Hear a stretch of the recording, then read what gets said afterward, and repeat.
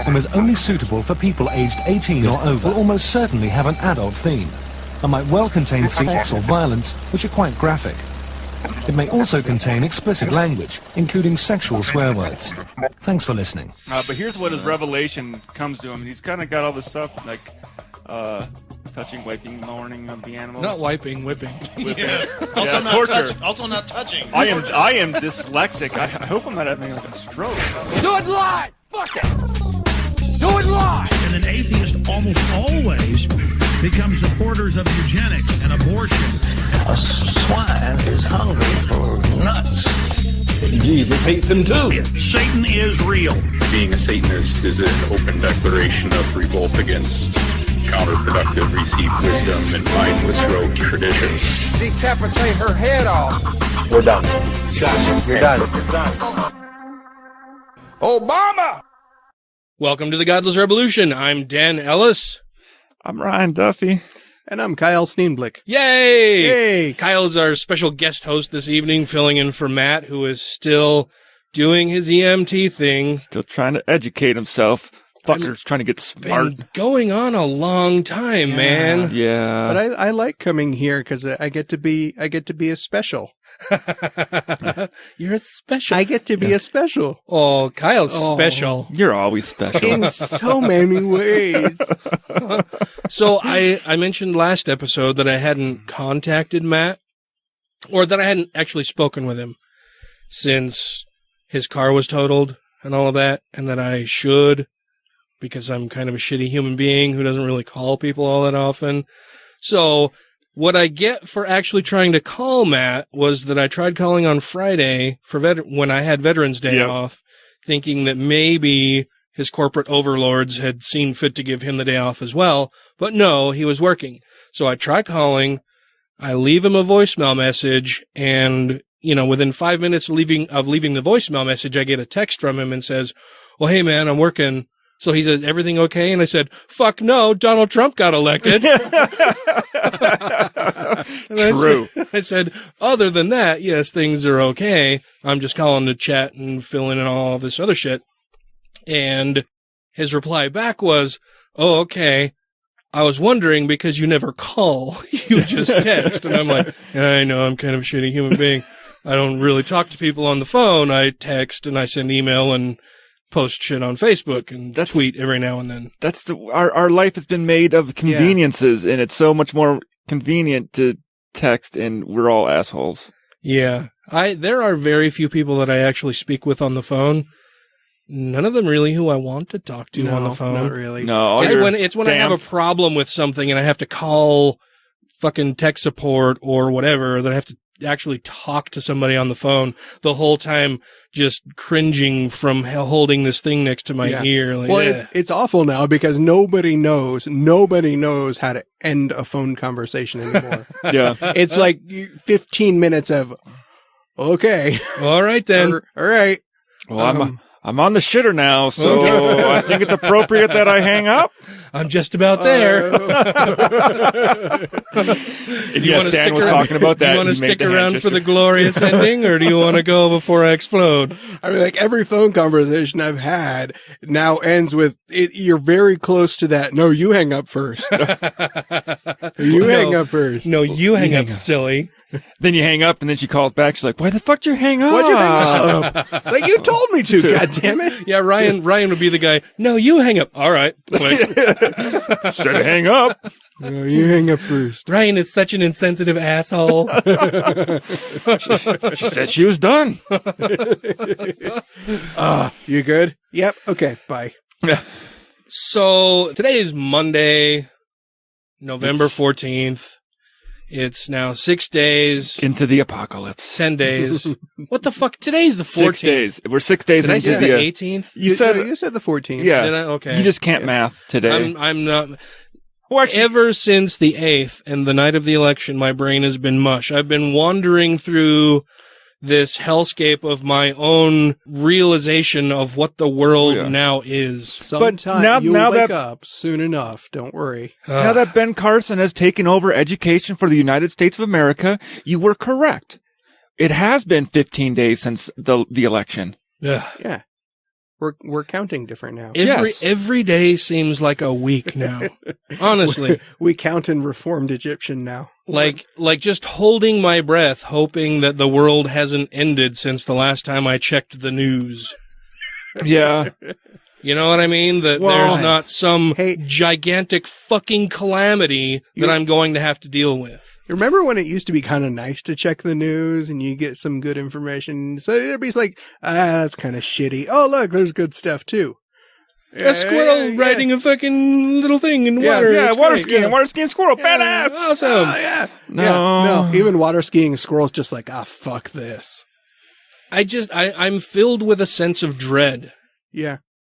Like during no other time in my life where I feel like our politics and our nation in general is on such unstable footing that I don't know where to go from here. Yeah. And I'm genuinely terrified. Yeah. And we have had the discussion before. Like, we're trying to stay openly optimistic about this. It's really hard. Yeah, I'm remembering the 2000 election. During that shitstorm, when everything finally set in and when Al Gore conceded, weeks later, it felt like a lifetime. But that sense of like, you didn't think Bush was going to be that damaging, though. No, we didn't. At no time was it a thought in my head that George W. Bush may start World War III or launch nuclear weapons. No. Right, yeah. It was more of a... or cripple the economy. He's going to be kind of shitty. He's a dumbass. He's a tripping over his own dick, if it were that large. Right. Moron who's not going to get a fucking thing done, and he's just stupid. And we're not going to have any progress for the next 4 to 8 years. We're just going to be on pause but a little bit. I didn't fear that we would be dragged back a century or more. Right. Yeah. And that's the type of fear that I have now. That is. Yeah.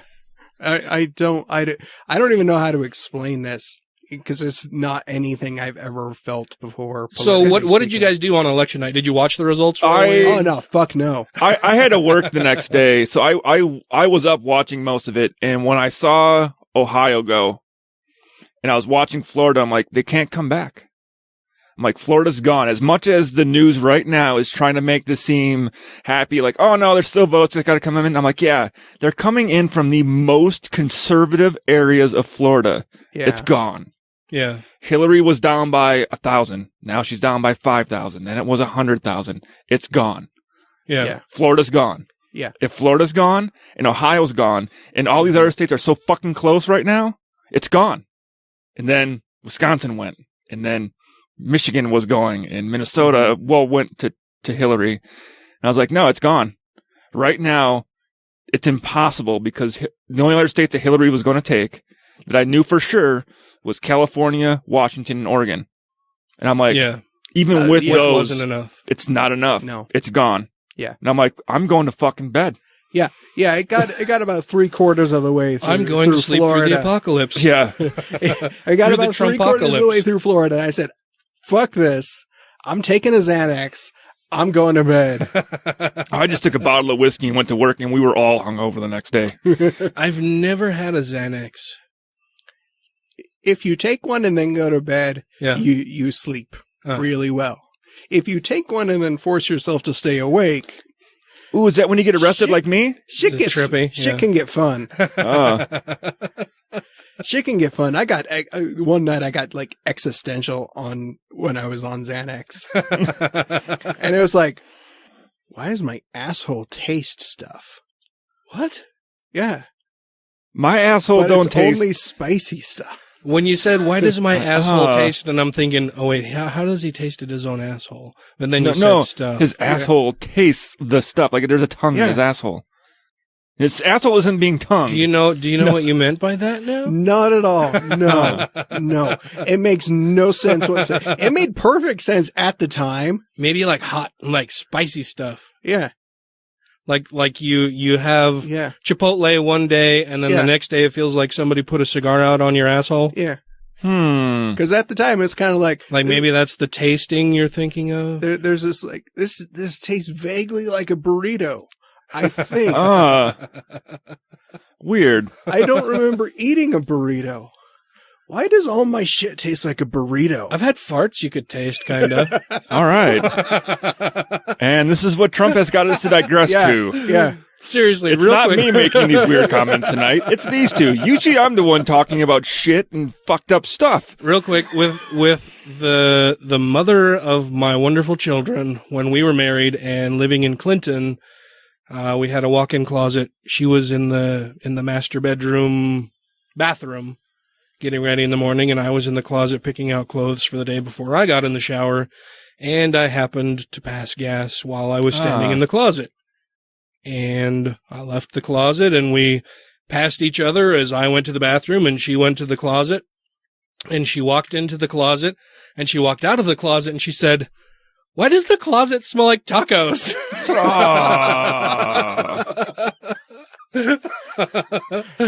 And I giggled for a very long time. Like, well, I had tacos yesterday, so It's what we had for dinner last night. Put it together.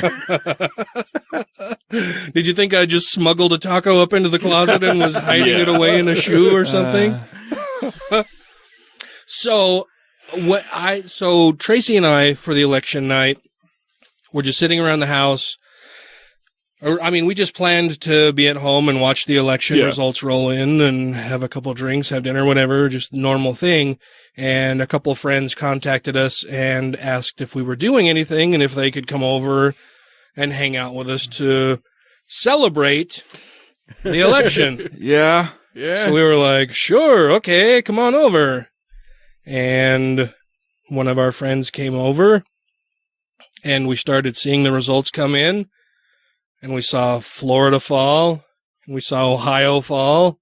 That's probably around the time I texted you saying, I'm fucking worried. This sense of, you were sending me messages. Yeah. Taylor was sending me messages.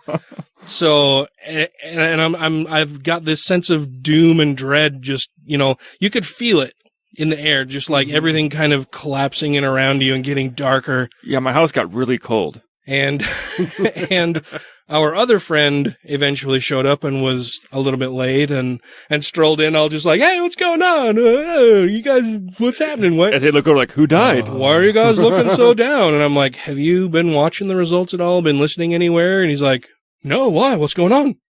And I'm like, she's down like a lot. Like, I think she's going to lose.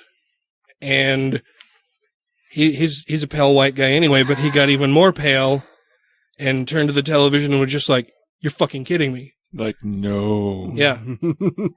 Yeah, huge shock. There was some crying that evening. Not for me. I was very sad and distraught, but Tracy and one of our guests cried. Our guest was receiving phone calls from their children who were also crying at what was going on and what was happening and trying to, they were trying to help them and assuage their fears and concerns when, as any good parent does, when she's freaking out while she's telling them to stay calm and it's going to be okay and don't worry, things are fine. And she get off the phone and like, holy fuck, you guys, what the fuck is going on? Yeah. I don't know what the fuck is going on. It was fairly terrifying. And then, and then I didn't feel well Tuesday and Wednesday.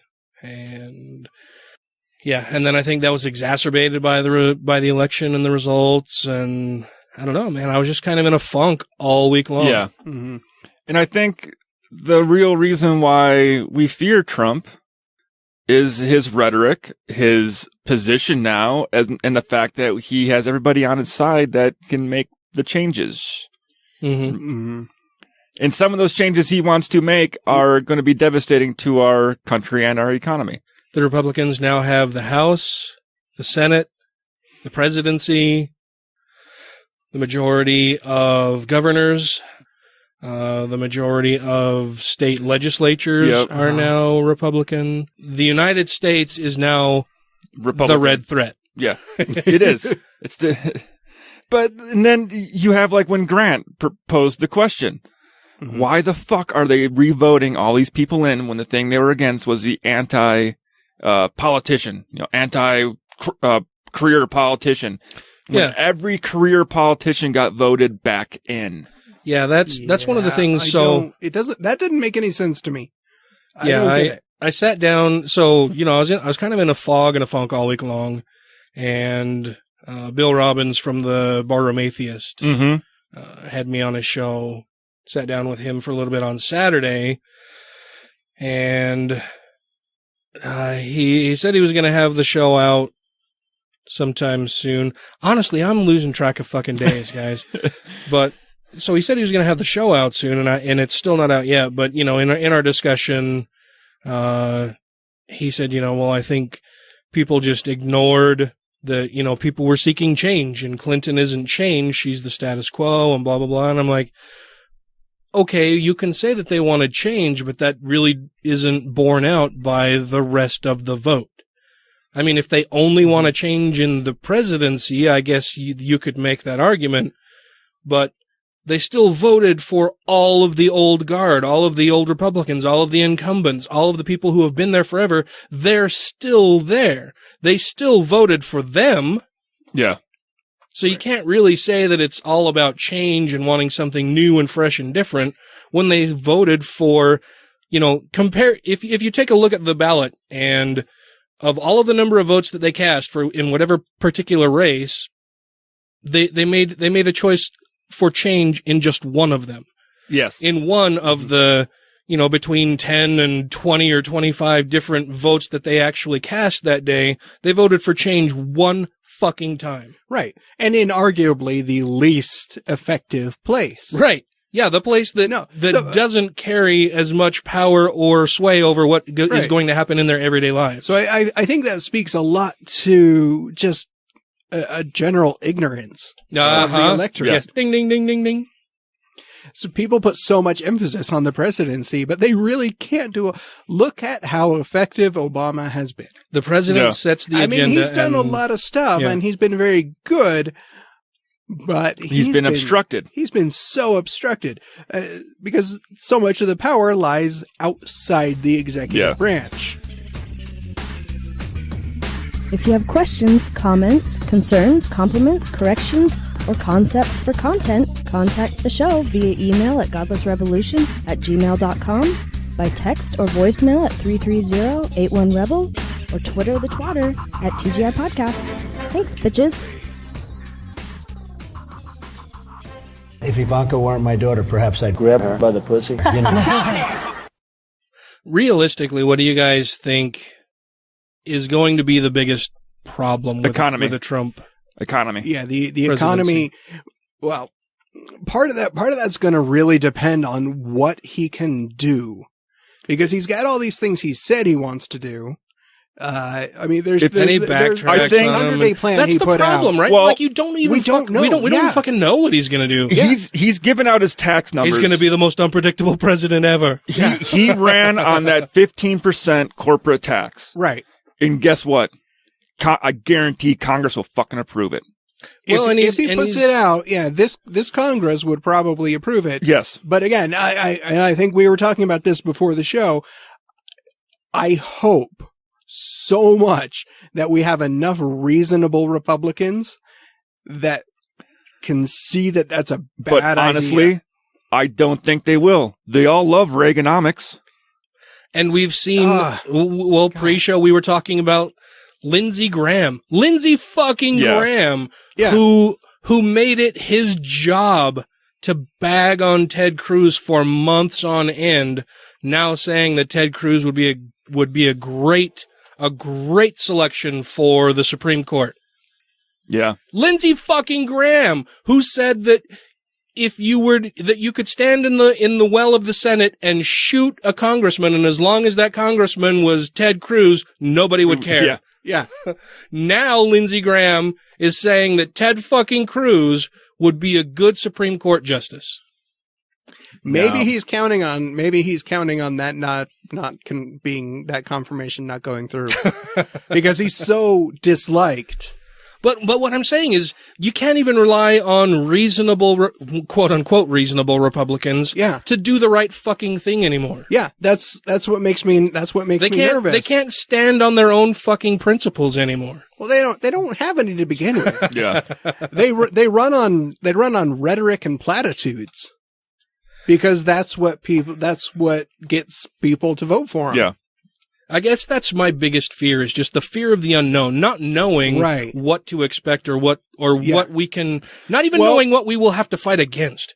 Just this fear of the worst thing ever happening all the time. Without going on the worst case scenario, I think the things that will happen, I think he will be able to get through the tax cuts. Being Republican Congress, Republican House, he's going to get the tax cuts through, which doesn't benefit everybody all that much. As far as we go, the rich are going to fucking make out like bandits. Yeah. They make out fucking great on this shit. Well, and he's proposed a couple things that I'm like, fuck yeah, we need to do that. I mean, he's talking about a bunch of infrastructure improvements. Well, yeah. But how are we going to pay for that after we slash fucking taxes? That's the whole thing. And that's where our economy is going to fail. Because not only with the infrastructure, I agree, our roads, bridges, highways, they need to be fixed. They need to be fixed for a long time. Communications, electrical grid, all of it is 50 plus years old. Oh, all is aging and crumbling and fucking dying. But and all those disenfranchised, out of work factory workers that he loves so much, you could put every single one of them to work rebuilding roads and bridges and installing new telecommunications cables and a new electrical grid. Laying fiber optic cable from sea to shining sea. Those factory jobs are not coming back. No. Because they were lost to automation. Yes. Yeah, we won't be using American-made parts for a lot of this. It will be parts from Mexico and from China. Assuming and from Brazil and India. We don't fuck up our trade deals. Honduras, right. Yeah, we might not be able to get any of that stuff. But then he wants to put, I can't remember, it was $20 billion towards redevelopment of the coal, oil, and fracking industry. God damn it. He's floated Sarah fucking Palin. Yes. Yeah. So that's just going to be my running theme going forward is a Republican's first name, fucking as their middle name, and then their last name. Right? Donald fucking Trump, Sarah fucking Palin. Well, Trump now it has two meanings. It's Trump and fucked. Yeah. We've been trumped. Yeah. You've been fucked. Yeah. The Trumpocalypse. I trumped you. You're gonna trump this old motherfucker up. Yeah. A quick shout out to the two skeptical chaps. I listened to their most recent episode, and Dan Morris mentioned one of the tweets that I sent out. I can't remember the exact wording of the tweet, but it was basically that, in other news, George W. Bush doesn't have to worry about being marked down in history as the worst president ever anymore. Andrew Jackson no longer has to worry. Yeah.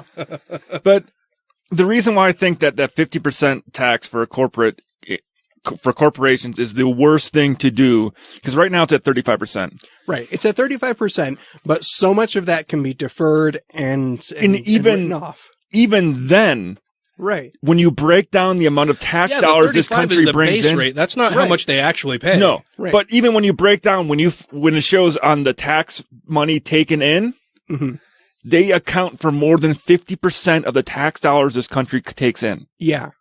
You're going to take that and cut it in half. You're going to lose 25% of the tax dollars that comes into this country. And then you're going to give tax breaks to the wealthiest people in the U.S. Yeah. That's going to cut that down with all the money. Even more. Yeah. So, I mean, conservatively, I would say we're going to be cutting taxes that we're taking in 35 to 40%. Mm-hmm. I don't know. I mean, I haven't seen his actual tax proposal. He's got it up on the thing. But I mean, it's not an actual plan. Well, that's his proposal. Right. That's his proposal. But somebody, not him, he's not going to be able to write a frickin' bill to save his life. But they might use his numbers for his brackets. They might. So, but when you look at, so the 35 is the base rate. That's what, this is, if you don't have any deductions, whatever, this is what you should pay. Yep. I don't know what the figures are as far as what corporations actually pay on an average. Well, a lot of them wind up not paying anything. Right. Because last year, the year before, or 2 years ago? Yeah. They didn't pay anything. Right. Because most of our bigger companies are able to do things like offshore their headquarters. Your they headquarters, defer ownings, your they headquarters take huge deductions is a PO box expenses, somewhere in the Cayman Islands, So that's where your tax haven is. And so, I mean, if he instituted something where he said, okay, 15% is it, you don't get any deductions, no write-offs, nothing, you all pay this. And that's the way I think it was. That's why I'm like, I don't know. Is it, that's how much where, do they actually pay versus that? That could, in theory, actually work out.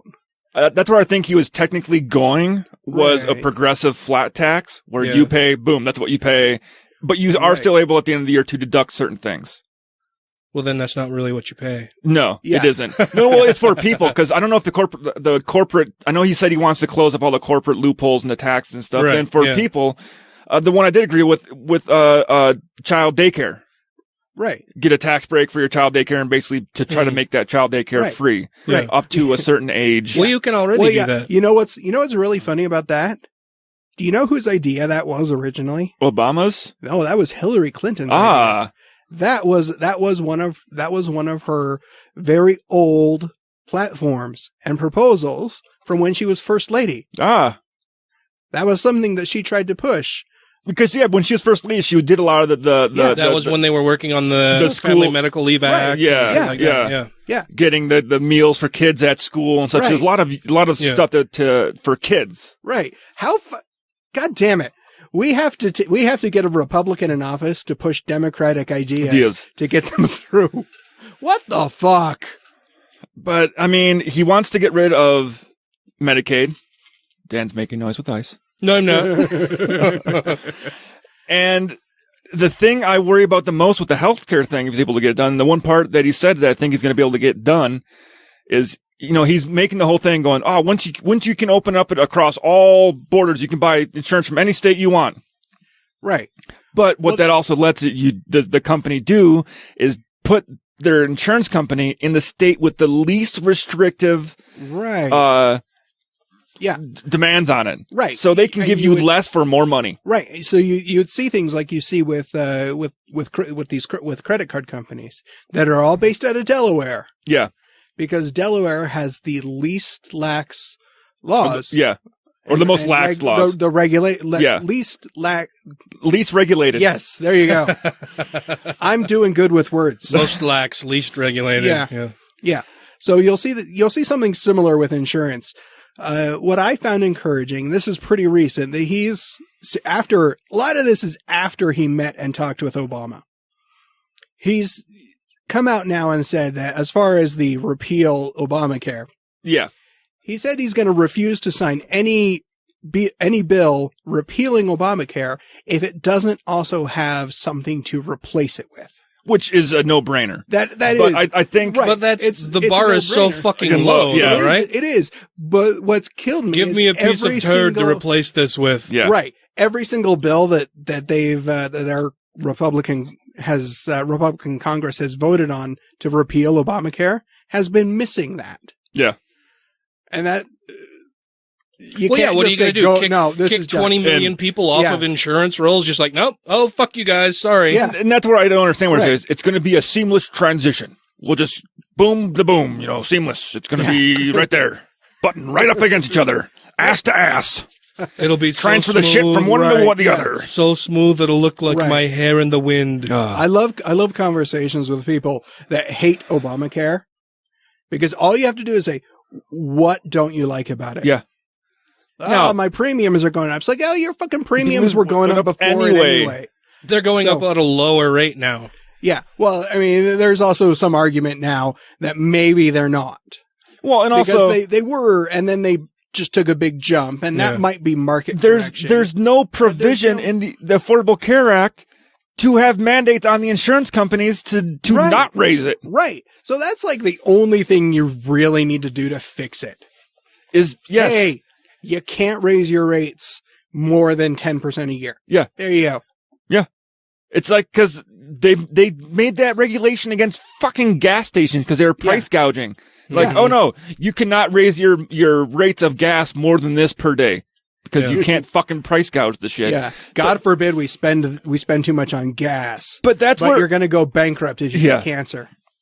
But that's where we run into the other problem. You die. Yeah. He's got the proposal for every new regulation to have to go. Deregulation is not going to be good. Well, yeah, we've mentioned it several times on the show before that nobody just sits around writing regulations like, hey, I'm bored. Well, how can we fuck with some companies today? Yeah. None of these regulations are just wanting to write a regulation. It's to address a specific fucking concern. It amazes me that people don't realize that regulations exist because companies fucked people over. Oh yeah, they're gonna, and they do whatever they can to get around all of the laws and regulations. Right. And so you have to write all kinds of new regulations all the fucking time to keep them in check. That's why I love libertarians. Oh. No, the market will regulate itself. No, it won't. No, they'll do the right thing. Sure they will. Well, if they're not nice, then nobody's gonna shop there. Well, yeah, they will, if that's the only place to fucking shop. This is Lucian Greaves with the Satanic Temple, and you're listening to Godless Rebelution. I gotta use some Tic Tacs just in case I start kissing her. You know, I'm automatically attracted to beautiful. I just start kissing them. It's like a magnet. You just I don't even wait. And when you're a star, they let you do it.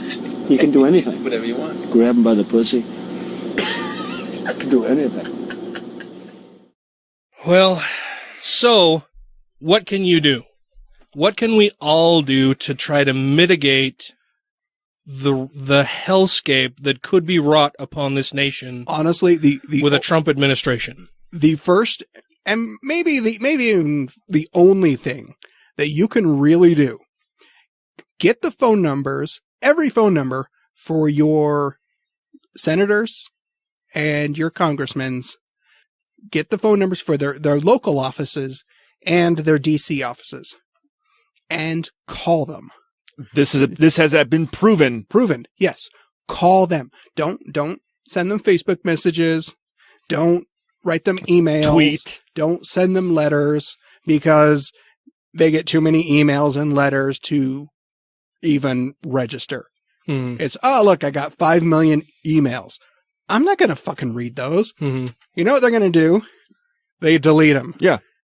They can't do that. Hillary did that. That's wrong. Oh, damn it. You can't delete personal emails. Come on. You gotta be shitting me here. We've been down this road. Yeah. No, the only thing we could really do to safeguard anything, and it's really the only thing we've ever been able to do after voting, is to call your representatives. Let your voice be heard in a positive way. And a lot. Yes. Now, a lot. I'm not going to say I agree with protesting, with civil protests. Not going civil, out there. Non-violent, peaceful protests. Non-violent, peaceful protests. The reason why I agree with that is usually the violent ones get more press. But if you keep doing it, it's going to be noticed. Right. And that's the thing. I was thinking in my head the other day, I was thinking of a way to do an art piece. Mm-hmm. A single person standing in the street holding a sign screaming is not going to be as heard as much as 1,000 people standing in the street holding signs. People to realize, no, we don't agree with you. So when people are holding signs and people are making fun saying, Trump's not my president, they're like, yeah, he is. He got elected. Of course he's your president. No, you don't get the sentiment. He does not represent you. Right. If he says he's going to be a president that represents all Americans, that means everyone. Right. And that's part of the problem with a lot of the protests going on right now. They're very good. They're very, very good at building and fostering a sense of, I don't necessarily want to say community. I think it does a little bit though. It does a little bit, but just a unified front. Yeah. That, maybe we can pull through this if we all get together. But then you get so many people and so many voices that nobody knows exactly what the protest is for. True. Or what it's saying. Yeah. So the message gets muddied and lost in chaos. Well, I think that's where, we have protests. Right. At these protests, usually they have people going around signing you up on lists. Yeah. That's where you need to get these people signing people up on lists to get call parties together. Right. To call Congress members and call their representatives. Mm-hmm. Yeah. Lastly, I think that something that we can all do is donate whatever you can to whatever progressive group will fight to represent you in the coming days, weeks, months, and years. Absolutely. The Satanic Temple, Lucian has said that they got a huge influx. They had a huge influx of memberships and people interested in joining there. Mm-hmm. Donate to Planned Parenthood, donate to Freedom from Religion Foundation, donate to American Atheists, donate to the Center for Inquiry, donate to your local groups, donate to Atheists of Utah, donate to your local atheist group. And don't forget the Hispanic groups that helped for fighting for Hispanics going to school. Absolutely. And for Hispanic law councils that are trying to get people to become legal citizens of this country, but are helping them get through those loopholes. Donate to civil rights organizations. Donate ACLU. Yeah, donate to the ACLU, donate to World Congress of Families, not World Congress of Families. No. Do not donate to World Congress of Families. No. Mark, we're sorry. Sorry, Mark. Dan made a mistake. Do not. If you donate anything to the World Congress of Families, it should be a bag of dicks. But donate to the group that represent the group and or groups who represent what you want the country to be and who will work to defend you. The people who have always been there working to defend you and that will need so much more help from you now. Right. And here's what I'm doing this year. I haven't told my mother yet, but she's going to hear this. She's been listening now and again to these podcasts, and maybe she'll get the message through this on how honest I'm trying to be with this. I'm going to ask all my family members this year, if they want to get me anything for Christmas, to fucking take that money and donate it to one of these groups. Yeah. And that's a very good thing to do. Yeah. So if you want to forego Christmas for 1 year, we're all atheists. It doesn't fucking mean shit. Do something good. Take these organizations and say, hey, family members, I want you this year, instead of buying me some new sweater or a scarf or a video game that I'm going to play for a few weeks or might wear for a couple times, take that money and donate it to one of these organizations that are being threatened by this upcoming fucking Congress, Senate, and President from being defunded. Yeah, I like that idea. I might do it. Unless anybody out there wants to get me one of those Sphero BB-8s, I'll take that. But if you're not going to give me one of those, the donation is a good thing. I actually did what Ryan is suggesting either last year or the year before for my birthday. And I am going to do that again this year for both Christmas and my birthday. That if any of my friends or family members would like to get me anything, I will give them a list of organizations that I would much rather their money go to, and for my LDS or Christian family members who may not want to donate to the Satanic Temple or American Atheists or Atheists of Utah or Freedom from Religion Foundation or CFI or any of those organizations that I think are fucking fantastic and wonderful, then I will ask them for cash and I will be making those donations myself. Yeah. Mm-hmm. I don't need anything. I have clothing, I have a house, I have a car, I don't have any needs that I need fulfilled. I have wants. There are shit tons of things that I would want and that would be cool.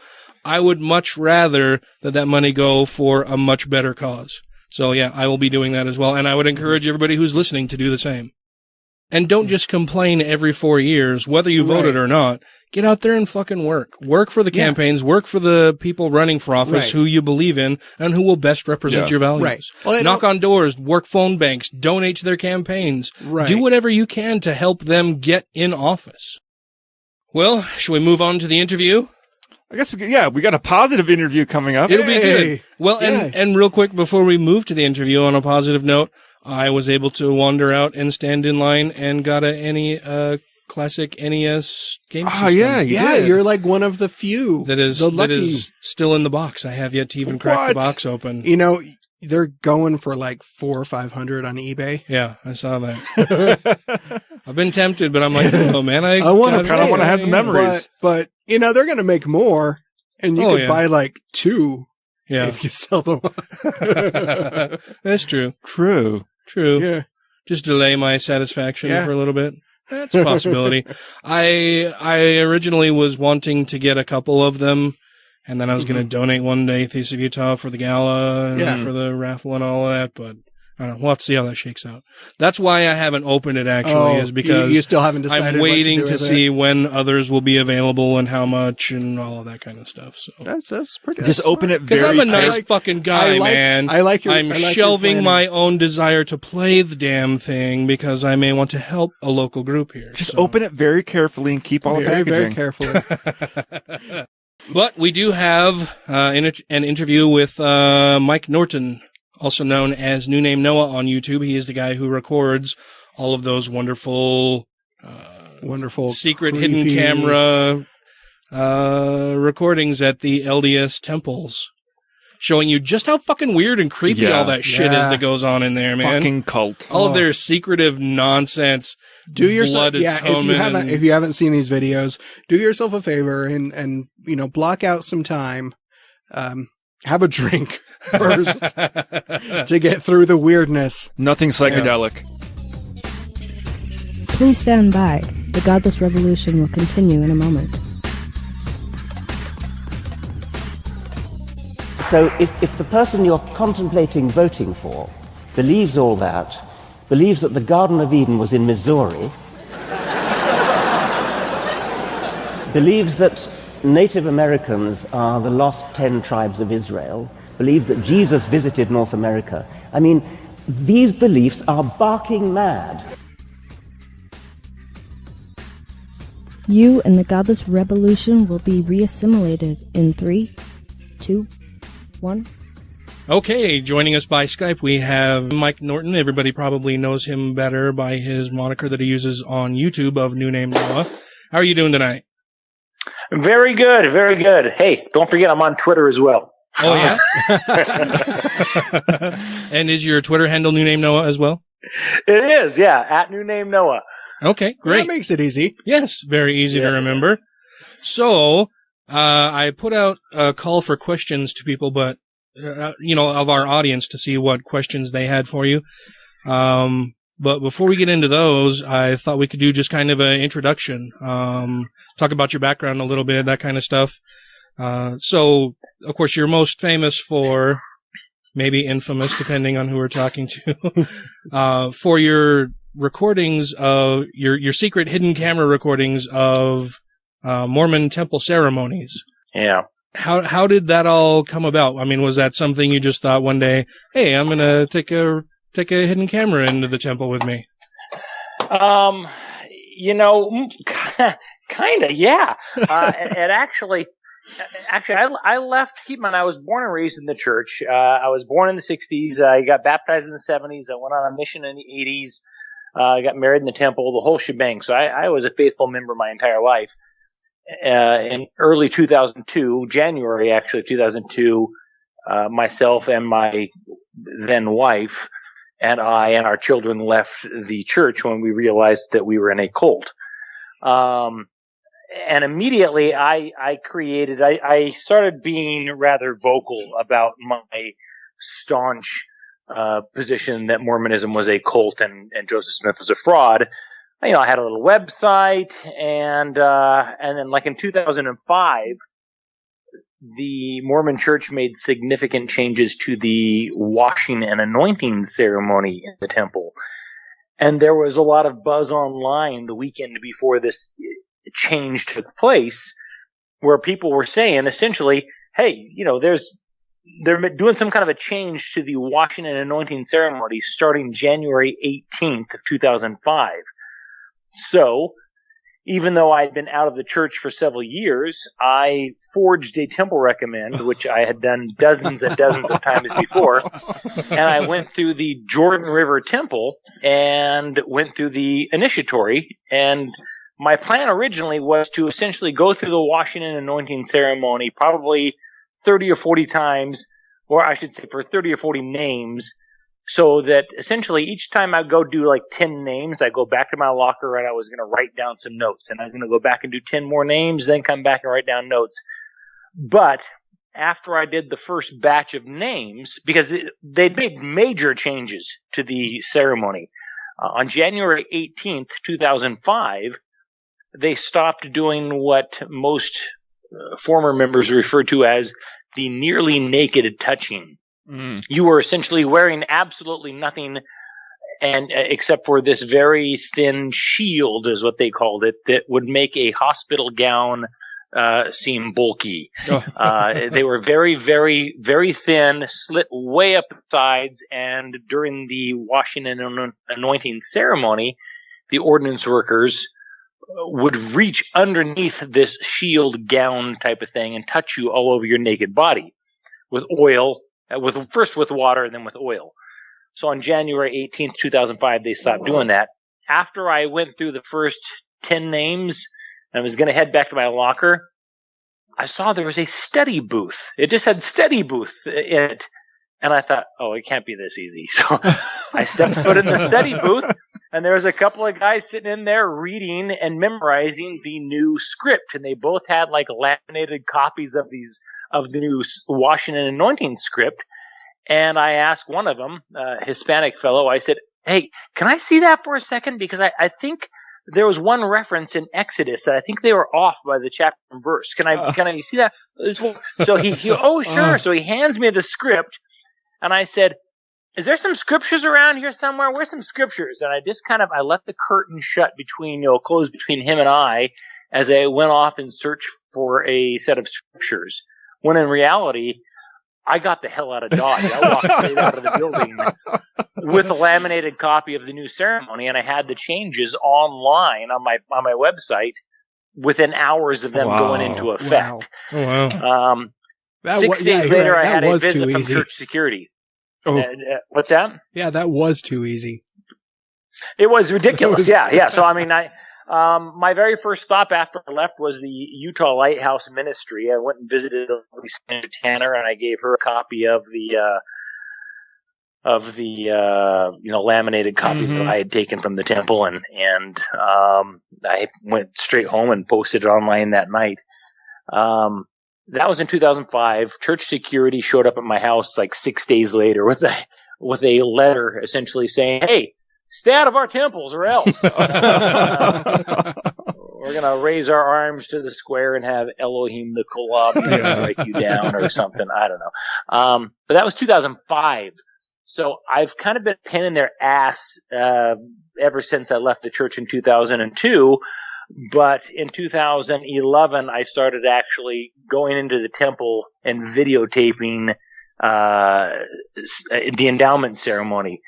And now I'm happy to say that as of the 4th of July of this year, I have online the entire endowment ceremony, both the movie version and a live version recorded in the Salt Lake Temple. I've got the entire washing and anointing ceremony on video, and that was a real bugger, the placement of the cameras for that one.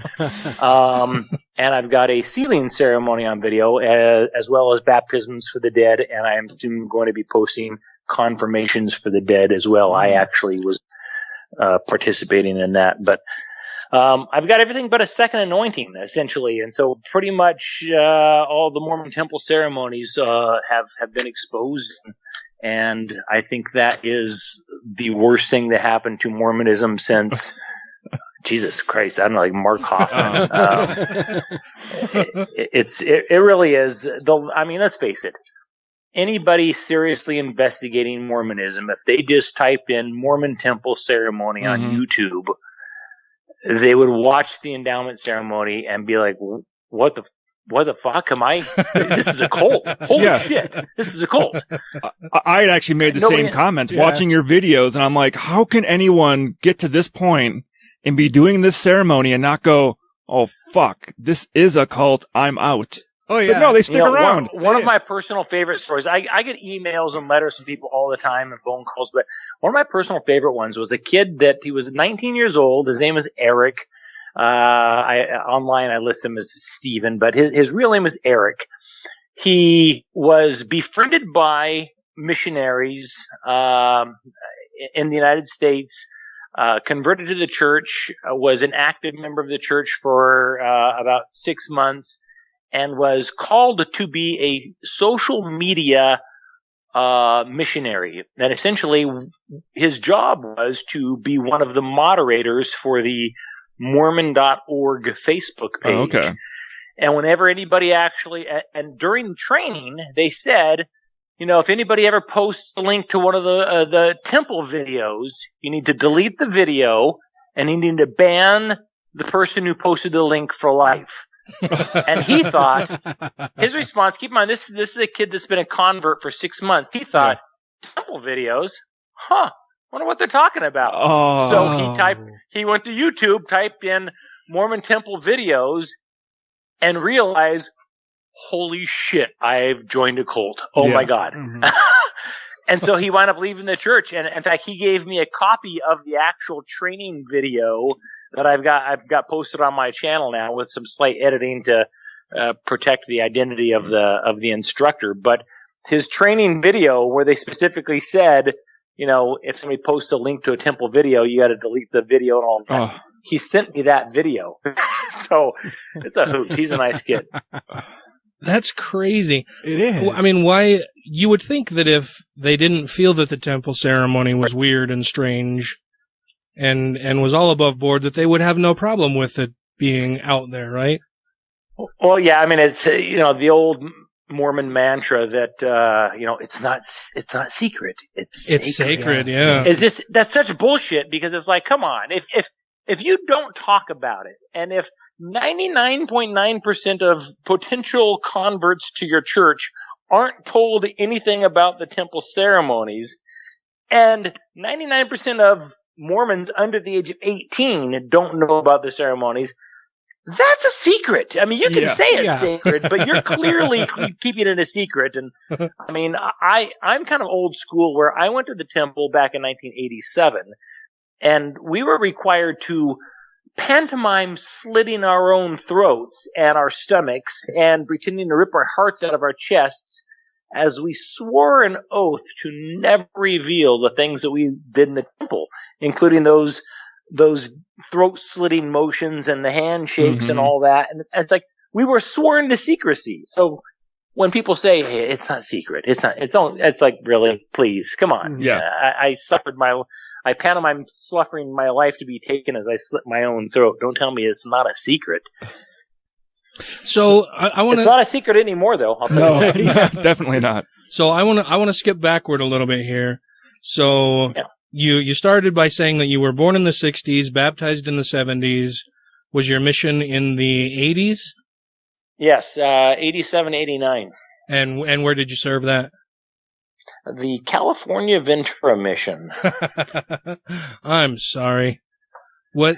It wasn't so bad. I'd say half of my mission I served in the San Fernando Valley. I was in Reseda, Sepulveda, Tarzana, Northridge, and I generally enjoyed the experience. I would have to say, if I had to give a thumbs up or thumbs down as a life experience, I'd definitely give it at least one thumbs up, if not two. It was, my only regret, honestly, is that I didn't go on a mission and learn how to speak Spanish. That'd come in really handy right about now. Oh, really? They didn't have you learn to speak Spanish going to? No, I was English speaking mission. Oh, wow. That's kind of surprising, actually. But I guess this was. There's a lot of Spanish-speaking missionaries in San Fernando Valley and the Los Angeles area. There's a lot of Spanish-speaking missionaries. But keep in mind that my first area in the San Fernando Valley was in the Encino ward. Encino, like where Michael Jackson lives. So it was an upper-scale white ward. There wasn't a single black person in our entire ward, or Hispanic for that matter. And the bishop was worth tens of millions of dollars. So I was serving in the nicer areas of the San Fernando Valley as a missionary, and it was an experience. Okay, so you're born in the 60s, baptized in the 70s, go on a mission in the 80s, go to the temple in 1987, and then in 2002 you realized you're in a cult. So what was it between like 87 when you first go to the temple and 2002 when you have this realization? First, what led you to the realization, and And then maybe we can explore why there was that long time, why there was such a long period of you being in the church. I ironically, while I was on my mission, I was kind of I became known throughout the mission as kind of a more the unofficial mission apologist. If somebody had a question about anti-Mormon stuff, Elder Norton was the one to go to, and Norton had all the answers to all the anti-Mormon stuff. My very first area was Bakersfield, and I came across some anti-Mormon pamphlet in my very first week or two, and it was from a guy named Jim Spencer, and his phone number was on the back of this pamphlet. Now, this is back before the internet, so I couldn't email him or anything. I called his phone number, and he answered the phone, and I pretended, much to the amusement of the other three missionaries in the apartment I was living in, I pretended to be a investigator, a potential convert to Mormonism, and I just really wanted to know if Mormonism was true or not, and I wanted to know if he could send me any pamphlets or books or videos or anything that might help me make up my mind about Mormonism, whether or not it was a cult. And in the meantime, would he mind giving me names and phone numbers of other famous, well-known ex-Mormons that might be able to help me? So he gave me the home phone number of Gerald and Sandra Tanner and Ed Decker and Dick Bear and Chuck and Dolly Sackett and Walter, the Bible Answer Man Martin. And so I'm calling all of these anti-Mormons all over the United States. And they're sending me all these free books and cassettes and videos and all that. And I was laughing. We thought it was hilarious. But there's one that I got that kind of scared the shit out of me a little bit. So I quit reading it. It was Mormonism, Shadow of Reality by Gerald and Sandra Tanner. That book shook my testimony. So I chose to not read it. And I just I was like, yeah, that scares me. It really did. It scared me. I mean, I was born and raised in the church, and all of a sudden I'm reading this stuff that was very convincing to me that Joseph Smith was a fraud, but I didn't want to know the truth. At that time in my life, I wanted the church to be true more than I wanted the truth. You had to doubt your doubts. Yeah, that's what they tell you. So you had to doubt your doubts. Yeah. So, I went home to my mission. I got married in the temple 6 weeks after my mission to a girl that waited for me while I was on my mission. And, we had 3 kids together and all that. In fact, one of my first jobs after my mission, ironically, was working in the temple, in the Logan Temple in Logan, Utah, as a security guard. First I started as a custodian, but a lot of my hours after midnight typically were security, where I would go around and do security rounds. That was back in the early 90s. But I just kind of did my little thing and all that, and it wasn't until 2001 I was online, making fairly good money at the time, and so I went online looking for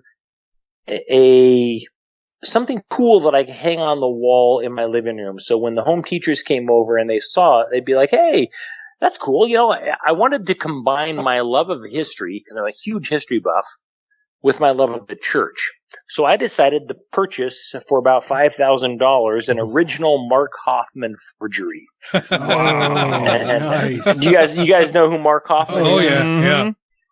So you can buy Mark Hoffman forgeries now, and they're they're valued anywhere from $2,000, $3,000, $5,000, $10,000. I mean, some of them are very expensive, but they're marked and very clearly labeled as forgery.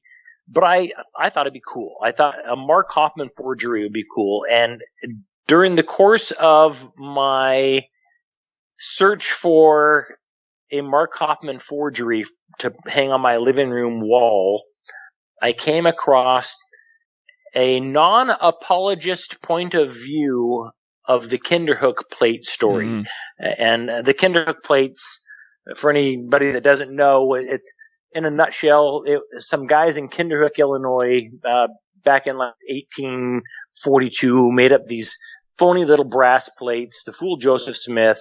They said they, dug them up from this hillside, and Joseph Smith gave a partial translation of these brass plates and said that they were ancient in origin, They contained a record of the man with whom they were buried, and he was a descendant of the pharaoh and blah, blah, blah. Yeah. And it's just a bunch of bullshit.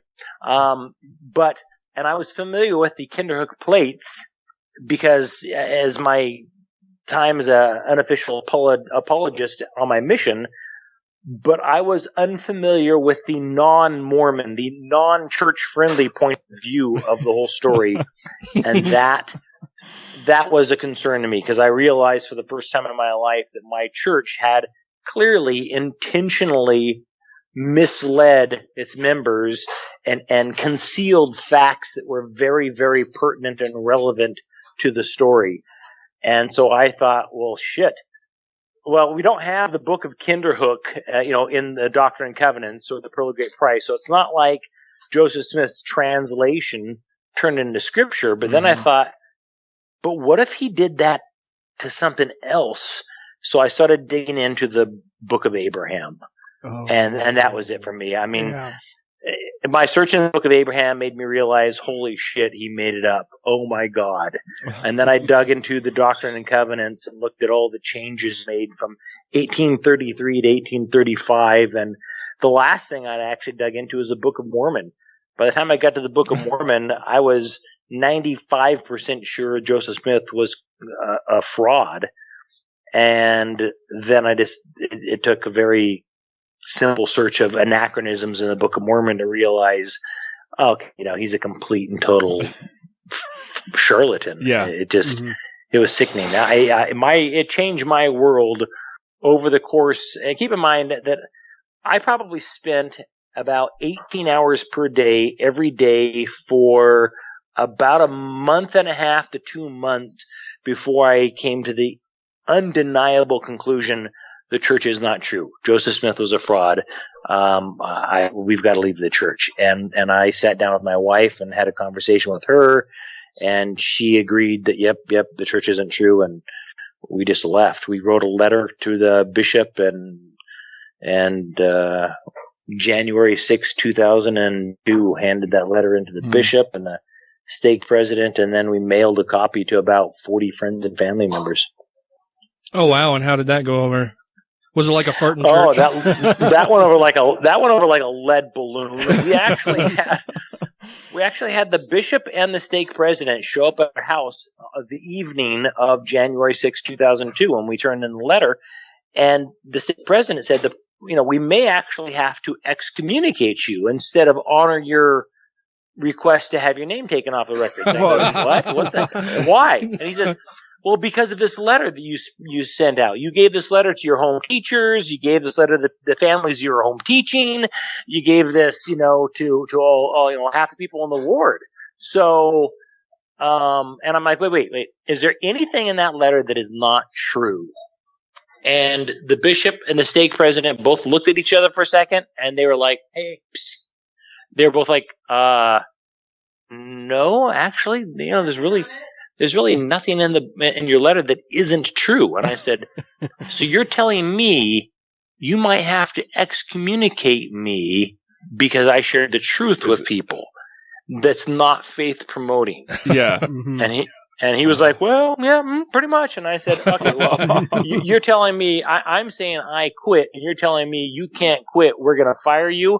We'll see about that. I said, if you don't honor my request to take my name off the records of the church, I'm going to send a copy of this 8-page letter to every single man, woman, and child in our entire stake. And there was some pretty damning stuff. Think of it as a very, very early draft of the CES letter. Okay. I whittled down my top 12 concerns with the church, with the historicity and the truthfulness of the church.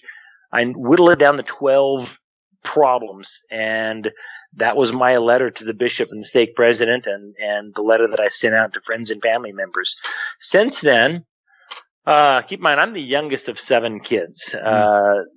I only have one brother, sibling actually, that's still a member of the church. Although he's not active, he doesn't pay tithing, he drinks wine, he doesn't wear his garments, and he has a live-in girlfriend. He'll defend Mormonism till with his dying breath.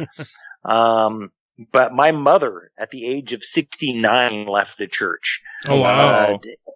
and for the most part, the rest of my family wants nothing to do with Mormonism, and even my one brother, who still is technically a Mormon, is far from a temple-worthy active member. So my whole family is essentially out of the church. And is this all because of you under Satan's guidance? No, my sister left on her own, actually. I do have one sister, and she left the church years ago, long before I did. I think she kind of saw the bullshit in it and left. She left home when she was 17 and got married to a guy very, very young. And I think she hated Mormonism growing up. So the last thing she was going to do was be a Mormon, when she truly had free agency. You know what I mean? Mm. Because let's face it, most Mormons don't have free agency. I mean, you take a look at your typical 8-year-old kid. Do they really have a choice when it comes time to getting baptized?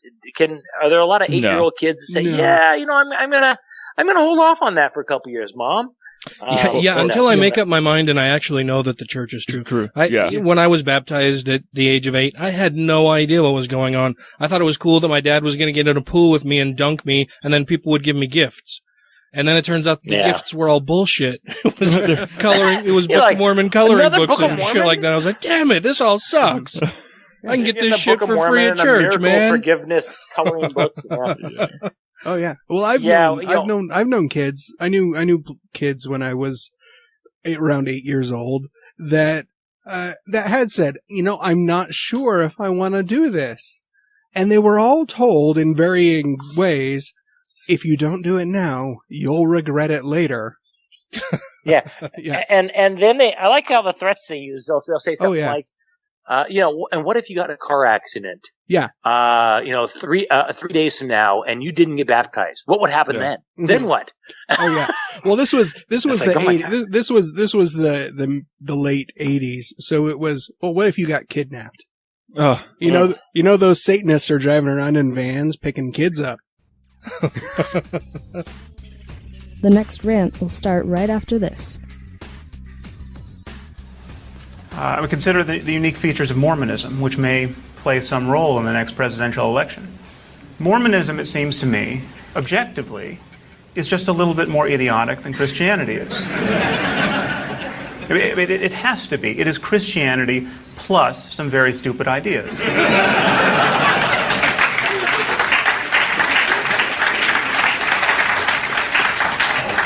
For instance, the Mormons think that Jesus is going to return to earth and administer his 1,000 years of peace at least part of the time from the state of Missouri.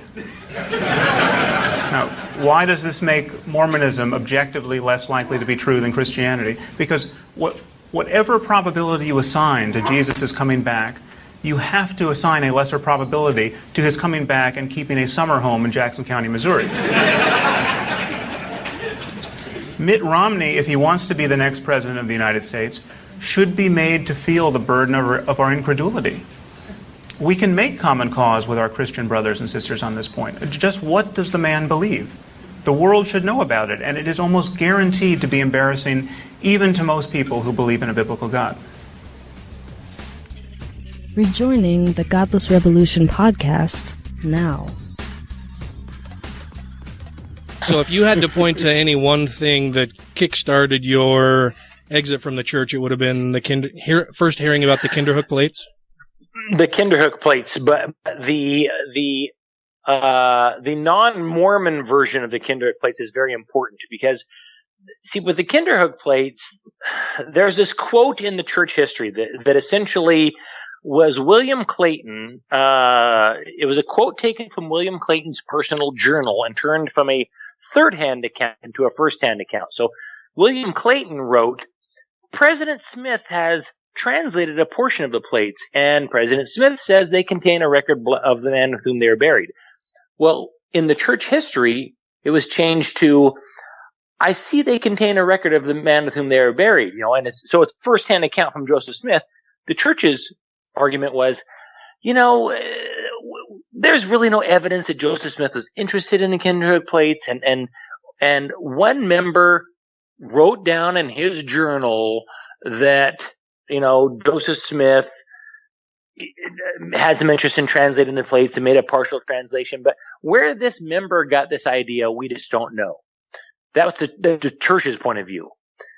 The facts are that William Clayton was employed as Joseph Smith's personal secretary. And the same journal that he wrote about Joseph Smith's interest and partial translation of the Kinderhook plates in, that same journal gave us 2 full sections of Doctrine and Covenants. So the church just kind of brushes that under the table. That's like a historian 100 years from now saying, some woman back in the 1990s said that Bill Clinton had a small penis. Her name is Monica Lewinsky. Now, how Monica Lewinsky got this idea, we just don't know. But she wrote it in her journal. Does it mean that Bill Clinton had a small penis? No. Just because some woman wrote it in her journal, you can't brush under the table the fact that that woman was Monica Lewinsky and she had his semen on her dress. So pretty safe to say Monica Lewinsky's seen Bill Clinton's dick. And it's pretty safe to say that William Clayton's recollection of what Joseph Smith said with the Kinderhook plates can't be dismissed as just some member wrote in his journal. That was a huge, huge issue for me. And I felt like the church intentionally concealed this fact. In fact, I actually wrote a letter, an email to the guy that wrote the Ensign article. I'm going to say it was like in 1981. The church did an Ensign article about the Kinderhook plates.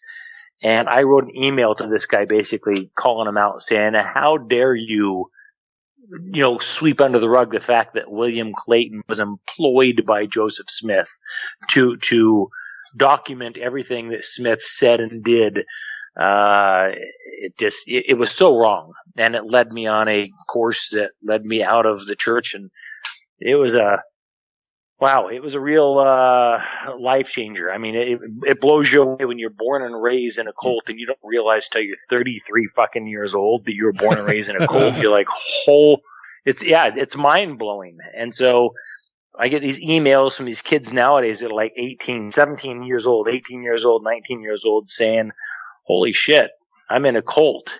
And I just think, man, I can't imagine how different life would have been if I had realized I was in a cult when I was 19 years old instead of 33. Well, you probably wouldn't be doing the work you're doing now and helping these young kids escape the cult that they are in and realizing it. I agree. Yeah. I feel that the videos are really important. The temple videos, I mean, a lot of people have said, well, I should rephrase. A lot of Mormons have said about my videos, this information isn't secret. It's been available for years. Anybody can look it up and read it. And that's true. I mean, when I was a missionary, I could have sent off and gotten a book, which actually I think I did, that had the full transcript of the temple ceremony in the book. But there's a huge difference between reading it in a book. I mean, the fact is, most people aren't going to actually bother reading that drivel. Yeah. But if you say, here's a 5-minute video that shows what they do in Mormon temples, well, oh shit, what? I mean, I've got 3.5 million views on YouTube so far and counting, because people watch a 5-minute video. Yeah. If you're going to tell them, hey, want to see what goes on in Mormon temples? Watch this. People are going to click on that. And I get emails from 13, 14-year-old Mormon kids all the time saying, this is a lie. This isn't what we do in the temples. And I usually will tell them, I'll usually say, you know what?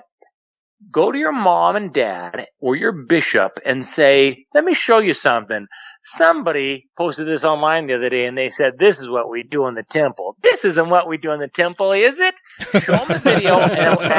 But I tell the kids, watch the look on their faces, because that's all the answer you're going to need. They're going to have you turn the video off immediately. They're going to explain to you that, oh, yes, it is, but you don't feel the spirit because you're watching it on YouTube instead of sitting in the temple doing it. And it's so sad and ridiculous. But I get emails from kids all the time, though, and a lot of them will come around. It doesn't take much effort to convince them, no, really, Seriously, kid, go to LDS.org and type in Elohim. I mean, come on. The shit's available out there. You just got to look for it. Mm-hmm. I've had Mormon kids as young as 10 years old with their own YouTube channels contacting me and saying how my videos are lies. Damn lies. You like, just wait, buddy.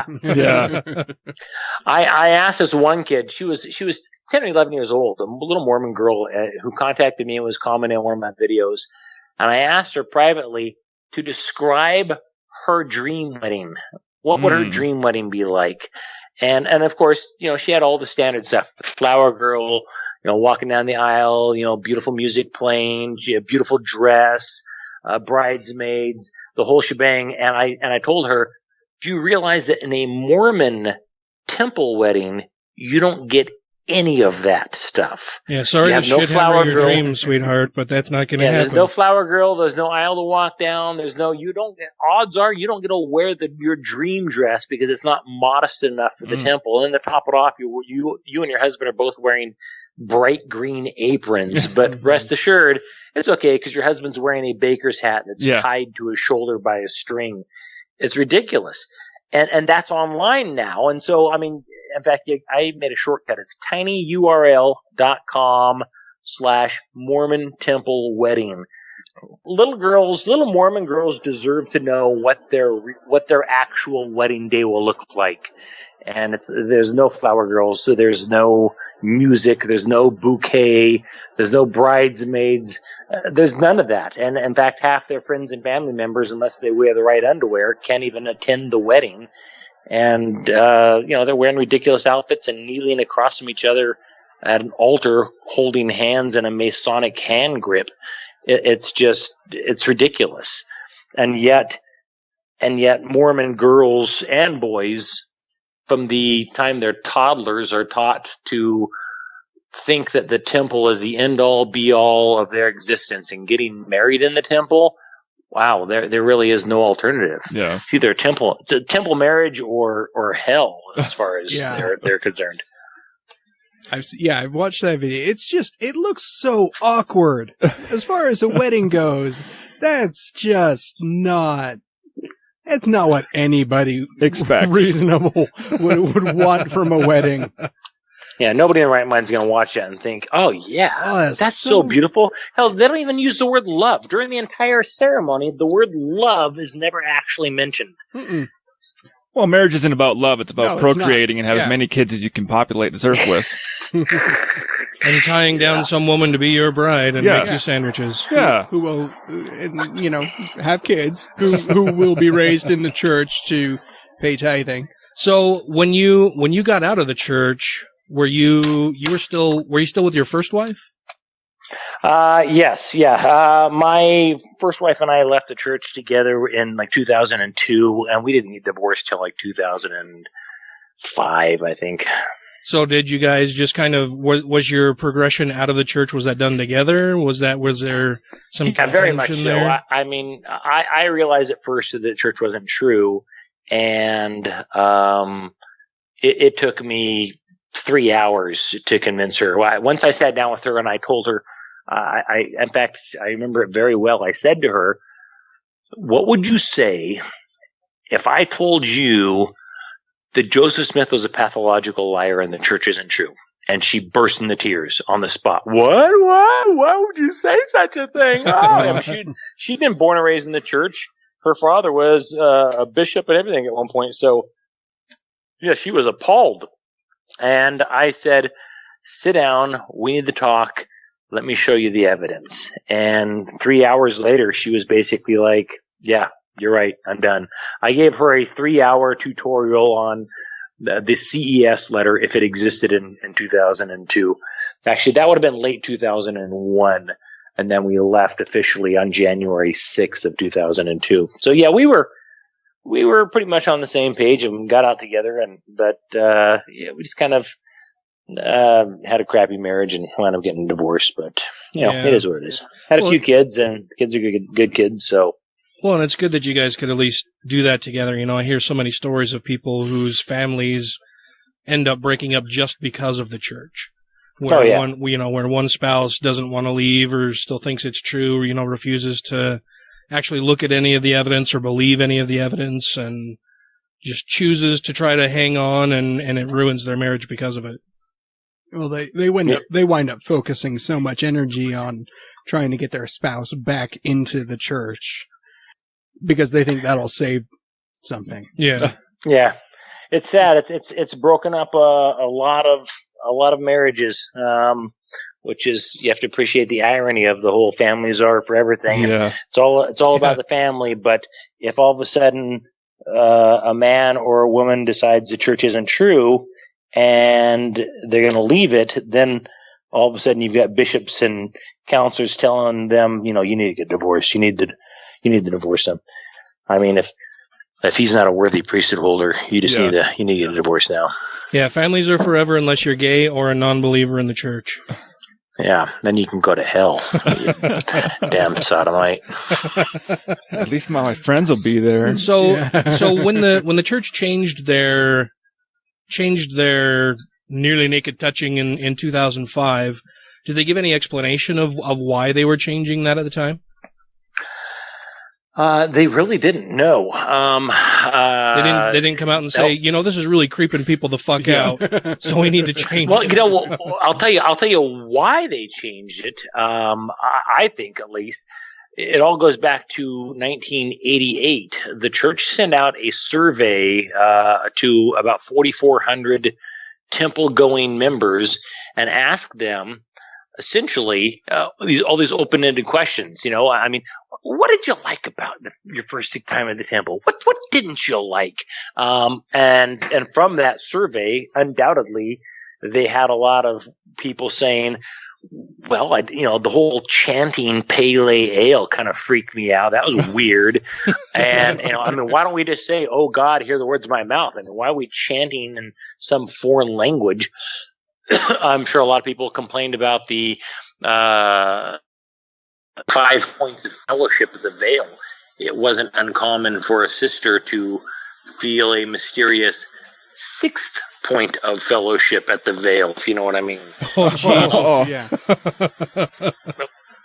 So, maybe back up. Where is this thing? One second. Okay. Anyway, so, and I suspect with that same survey, people complained about the initiatory and how they felt exposed and naked because, well, they were exposed and naked. So I'm kind of surprised that the initiatory changes didn't go into effect at the same time as the endowment changes in 1990. And then, of course, I don't know. I think you guys probably know this. They changed the initiatory again on May 17th of this year. And in fact, I actually went through the temple just like 4 days after this happened. Like 18, 19, 20, 21. Yeah, 4 days later, you are now completely and fully clothed when you go through the washing and anointing ceremony. So if you're a man, you're wearing shoes, socks, pants, shirt, tie, the whole shebang. You're not wearing your temple robes, the green apron and all that, but you're fully dressed. And ever since 2005, January, they just touch you on the forehead with water and put a drop of oil on your head. Huh. So I guess I think it was a financial thing where they realized, we're paying to wash all of these shields, but we don't really have use for the shield anymore because we're not touching them all over their body. So since we're not touching them all over their body, why don't we just have them wear their regular wipes? We won't be washing and cleaning all the shields for free, and we'll get more white clothing, rentals, or people will be buying more white clothing. So it was a no-brainer, if you ask me. Is this a financial move? That's how LDS Inc. works. It's all about the finances. Oh, and how can we save some money, and how can we trim costs here, and let's what if the members did all the custodial work and we laid off all of the custodians for every and somebody that came up in a meeting somewhere and somebody was like, I like where you're going with this. Yeah, an all volunteer staff. I mean, the overhead is amazing. Suckers. Yep. I've always imagined that the part of the impetus for changing that endowment ceremony was just how many people, really creepy people, were lining up just for that. Just to participate Just in to the participate ceremony? in that one particular ceremony for whatever reason you might imagine. But I'm sure there were enough people who were getting off on that. Yeah. Oh yeah.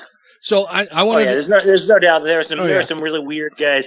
Who's going to volunteer to run the washing and anointings and be touching strangers all over their entire bodies? Come on. I know a couple people. I work with one of them. Look, you can't volunteer every day. It's just not cool, man. So I wanted to back up a little bit too. You mentioned that church security showed up at your house in 2005. How did they even know where to go?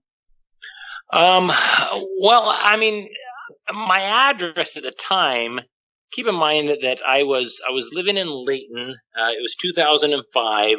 At the time, I was still employed by, ironically, my former father-in-law. Well, actually, he was still my father-in-law at the time. So I was still. No, actually, I think we got divorced by then.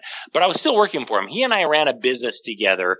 And so he knew where I lived, and he's an active, faithful member of the church. So the church, obviously, all I had to do was just ask my former father-in-law where I lived, and they could come to my house. So that's exactly what they did.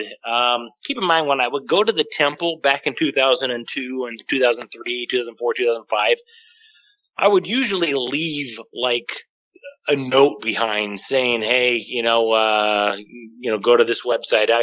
I had a website. It was called josephlied.com. If you look at it now, it goes to some evangelical website run by a guy named Rob Savolka, who's a friend of mine. Nice guy. But I would leave little notes in the lockers that would say, josephlied.com and stuff back then. And so there was no mistaking it. When I went to the temple to record the washing and anointing ceremony and get the new ceremony documented in January of 2005, they knew damn good and well who it was that came. And I mean, I posted it online on my own website that day. So they knew exactly where, who it was that actually stole the laminated copy from the study booth in the Jordan River Temple on that day. But, all they can do is just give me a letter and say, stay off of our property. Well, yeah, I was going to ask about that. Is there anything that the church can do about this? I mean, are you afraid that they would, perhaps file suit or try to have you arrested for trespassing? Or They could, because, I mean, keep in mind that they gave me my first letter back in 2005 saying, essentially, stay out of our temples. Well, and as recently as June of this year, I was in, the Mesa, Arizona temple, the Phoenix, Arizona temple, and I'm videotaping this stuff, and I'm posting videos online. Like, I mean, I just posted a video the other day that was dated, I think, June 5th. And that was me. I got another letter from them back in 2014. I was given another letter by church security, essentially saying, hey, now not only stay out of our temples, but stay out of our churches as well. You can't go to any ward meeting houses or anything like that. So, if they caught me inside the property, yeah, realistically, they could easily charge me with criminal trespassing. Most criminal trespassing charges involve a person actually being arrested on the property itself while they're there. Is it possible that they could file criminal trespassing charges against me right now just using my videos as evidence?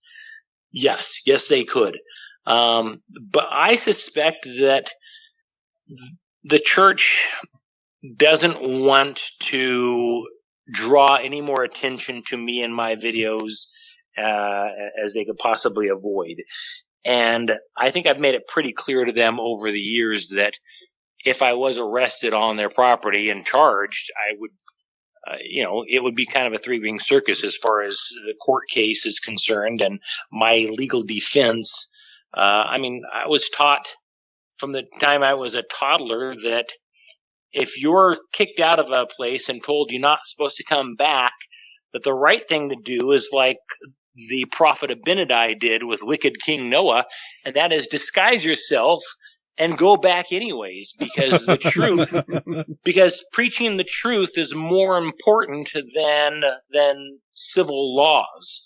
And that's, I think, I mean, I was raised to believe that. And so that's my defense is I'm going with the Abinadi defense is that I had to preach the truth, and this church taught me that from birth. I don't think they'll press charges against me unless they actually catch me red-handed in the temples or on church property. But we'll see. Time will tell. If they do, they do. I'm just surprised at the areas where you reside, because I'm pretty sure the church could track you if they really want to, and they probably would. Well, they know my address. Yeah. I mean, keep in mind when I attended the ward in Phoenix, Arizona, I attended a ward for a few months from April through into July of this year, and I gave them my actual address. So I was attending the ward in which I actually lived and gave them my actual address. So they know exactly where I live, and they can come to my house anytime they wanted to. But I don't think they want to draw attention to me. So I think they're better off just kind of backing off and leaving me. You do your thing. Yeah, I guess that's where I'm surprised they even let you into them. Where the people that are there at these wards and these churches don't have a photo of you sitting on like a 7-Eleven wall of "Do not let back in," like banned for life. They kind of do actually. At the temples, they do. Now, all the temples have a security book. They have a security log behind the recommend desk that does, in fact, have pictures of the top security risks for that particular temple. Most of the people they have in these books are they're local evangelical born-again Christians that will occasionally come out and picket in front of the temple with a sign. But I disguised myself pretty heavily. But when I went back in April and was attending this ward, I wasn't using my actual name. I was using somebody else's name. And I shaved my face. I cut my hair. I was wearing these ridiculously thick glasses. I could send you guys a link that shows a before and after picture of what I looked like. And please do. My own mother would not have recognized me. If my mother was sitting there in church and I sat down next to her, she would not have recognized me. Nice. So. Yeah, we'll see. That was my biggest thing is I'm like, how do they keep letting him in?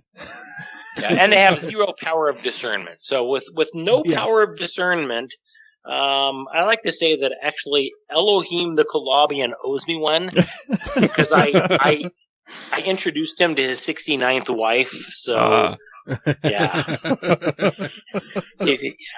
I'm on Elohim's good side, so he lets me slip in and doesn't tell anybody. Well, and really, I mean, if they tell you to stay away, your reply, the only reply that you need is to tell them to pray to keep you out, right? Yeah, exactly. Yeah, I mean, hey, it's not my fault that my guess is I can only assume that not only did the bishop and the member of the stake presidency who recently signed and handed me a temple recommend, not only were they not worthy to hear the still small voice of the Spirit, but I can only presume that everybody who works in the Mesa, the Phoenix, and the Gilbert, Arizona temples, they're all masturbators or something, because nobody so much as blinked at me or looked at me sideways throughout the course of this thing. And I was going to the temple 2 or 3 times a week, every single week, for weeks and weeks and weeks. But yet there's nobody, not a single solitary person was prompted by the Spirit to remove me from the room or the building. Well, and I was going to ask you about that because a lot of your videos look like there are multiple camera angles, right? So is it that you use multiple cameras, or is this just that you put it together from different angles wherever you are with your hidden camera? How does that all work? It's actually all of the above. I've done both. Primarily, usually it's like, for example, I've got a prayer circle that shows me actually standing in the prayer circle. But then at one point during the prayer circle, when everybody's raising their arms saying, "Oh God, hear the words of my mouth," there's a camera that is in that looks like it's in the congregation, in the regular folks watching the prayer circle. So it's a prayer circle shot from two different camera angles. Reality is, that was two completely separate prayer circles that I put together, and I just used the prayer from one of the circles over the footage of the other one. But I have gone to the temple with as many as 5 separate cameras, hidden cameras on me at the same time. Wow. But most of the time when I'm recording in the temple, I've got 1 or 2 cameras rolling. During the end of this project, when I was wrapping up at the end of June, I would typically have 3 cameras rolling while I was in the temple. And now, when I'm at church, I would typically have two cameras, sometimes 3 cameras rolling at church, because the thing that I thought was the most fun about this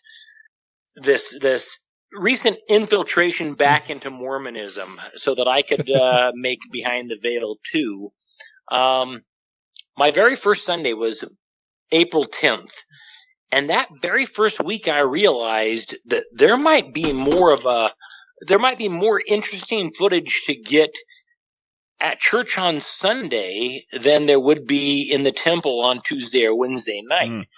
I mean, I really wanted to get a marriage, a sealing ceremony on video, and I really wanted to document the washing and anointing ceremony, which I did, and I wanted to get video copies actually of all 3 of the new temple movies, which I did that as well. But I enjoyed the Sundays, actually. Going to church on Sundays, I mean, it's hard to say I enjoyed it, but I mean, keep in mind, when I'm sitting there in church on Sunday, or when I'm sitting in the temple on Saturday afternoon or whatever, I'm probably the only one with a full-fledged adrenaline rush going, because I've got multiple hidden cameras on me or near me, either aimed at me or aimed at other people. I mean, there's one Sunday I'm teaching the high priest group, and I've got one camera on one side of the room. I'm wearing 2 other cameras on me pointed at the high priest group, and my adrenaline's going a million miles an hour, because all it takes is one person to be like, "What the hell is that?" Ironically, get this, the bishop of the ward that I was attending was a former FBI agent. Oh, jeez. And even with being a former FBI agent, his power of discernment was absolutely non-existent. That's actually pretty incredible. Yeah. I was going to ask, have you had any close calls? But I think the answer is pretty clearly, probably not. Yeah, during my conversation with the bishop, I remember when I went to go, I met with him on May the 4th to get my temple recommend signed. And May the 4th be with you. Yeah, well, the 4th was with me. It clearly was not with the bishop. But during the course of our conversation, we chatted for about an hour, and so we talked about his job and my fictional job, and his kids and my fictional kids. Because keep in mind, I'm playing a role, and the role that I was playing was this brother. I say it's Brother V. That's about as much information I will give. But Brother V was a 49-year-old high priest who had just gone through a divorce after being married for 25 years. He has 4 kids, 2 sons and 2 daughters, and one of his sons is actually on a mission as we speak. And so it was a perfect cover, because nobody's going to question. I told them that I took a leave of absence from my job and moved to Arizona so I could take care of my ailing grandmother. She has Alzheimer's. She's dying, and I might be here for 3 months. I might be here for 3 years. I don't know how long I'll be here, but I take a leave of absence from my job, which means I don't have to pay tithing because I took a leave of absence. Good cover. And get this, I told them that I had a brain tumor and brain surgery about a year ago. So my leave of absence actually started about a year ago when I had the brain surgery, which explains why they have zero payment of tithing from me for the last year. And then I told them right when I was ready to go back to work, my ailing grandmother in Arizona needed somebody to help her. And so I've got a great relationship with my boss, and he allowed me to take a longer leave of absence. So I haven't been back to work for a year and a half, but I'm here taking care of my grandmother. So I give him $50 a month for fast offerings, but I wasn't paying tithing. So when the bishop gave me my temple recommend on May 4th, I had paid a grand total of $50 up to that point for that temple recommend. But I've got I've got my interview with the bishop. Of course, that's recorded. The second counselor in the stake presidency was a real douchebag, I thought. He actually was in my ward and would usually sit in front of me during high priest group. And he just... I thought he was a douchebag. What would he do to make you think he was a douchebag? He's one of those. You guys know who Daniel C. Peterson is? Oh, I hate that guy. I hate him so much. This douche nozzle in the stake presidency. He's a second counselor in the stake presidency. I call him. His name's Steve. So Steve, he's the kind of guy that would come up with some bizarro rationalization for the most ridiculous things ever. He's just, you just want to smash him in the face. He's the kind of guy that the general authorities are made out of. And he struck me as kind of smug. He's the guy that I interviewed with for my second signature on my temple recommend. And from the instant I met him, I did not like him. Something told me, this guy's a douche and watch out for him. And he was one of the first ones that I called on the phone after I stood up on the 3rd of July and said, I don't believe it's true. It's all nonsense. And, I know this church is through. And I walked out. I called. That's beautiful. I've never heard that before, honestly. That is awesome. Church is through. That's fantastic. In fact, if you go to my Twitter thing, I'm not sure. That might be my Twitter thing. I've got the post my tweet that's stuck at the top on my profile. And I've got a little clip from my testimony on the 3rd of July of this year when I just kind of blew it up and said, I'm out of here. The church isn't true. And in fact, I know this church is through. That is awesome. Honestly, I have not heard that before. That's awesome. So I called the second counselor in the stake presidency before church was even over. So church started at 9:00. So it was about 11:30 in the morning. I called him and just had a little chat with him, and he kept calling me by my name that I was going by in the ward. And I kept telling him, no, you're not listening to me. That is not my name. My name is Mike Norton. And he's like, so where did this other name come from? And I said, that's for you and church security to figure out. And they may very well, they know who I am and what I've done now. Yeah. But, as of so far, they haven't filed criminal charges against me, and we shall see if they ever do. That's funny. If you have questions, comments, concerns, compliments, corrections, or concepts for content, contact the show via email at godlessrebelution@gmail.com, by text or voicemail at 330-81-REBEL, or Twitter the twatter at TGR Podcast. Thanks, bitches. Well, I know we're pushing up on time, and so I would be remiss if I did not ask you the last question that one of our listeners had wanted us to ask you, and that is that Bonnie says that she knows that you have worked at or attended the Salt Lake Comic-Con, and that you have the celebs that you work with sign headshots to NewNameNoah. And so she said that she would love to hear if you've had interesting conversations with any of them about NewNameNoah. Yes. John Delancey and William Shatner.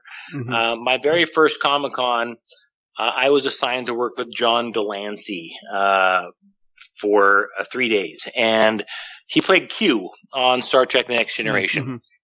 Nicest guy you'll ever meet. Just truly a super, super nice guy. And during the course of the 3 days, we had some downtime and time to chit-chat and talk amongst ourselves. And he asked me about, what I do and what my story is. And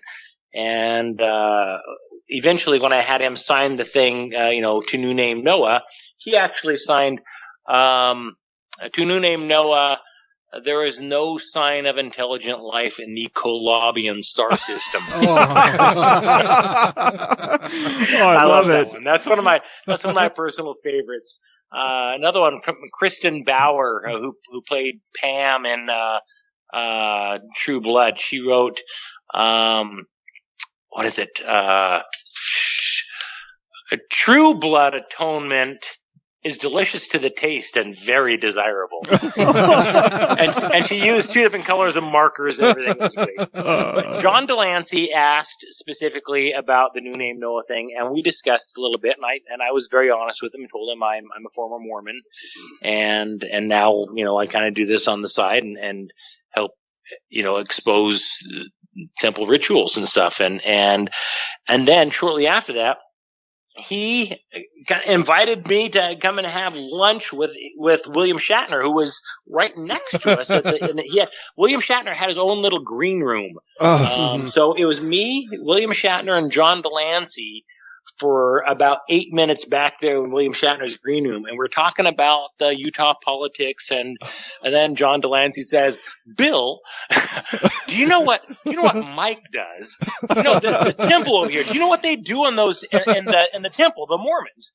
And William Shatner says, yeah, it's like Masonic handshakes or something. And it's like, yeah. Mike has that on video.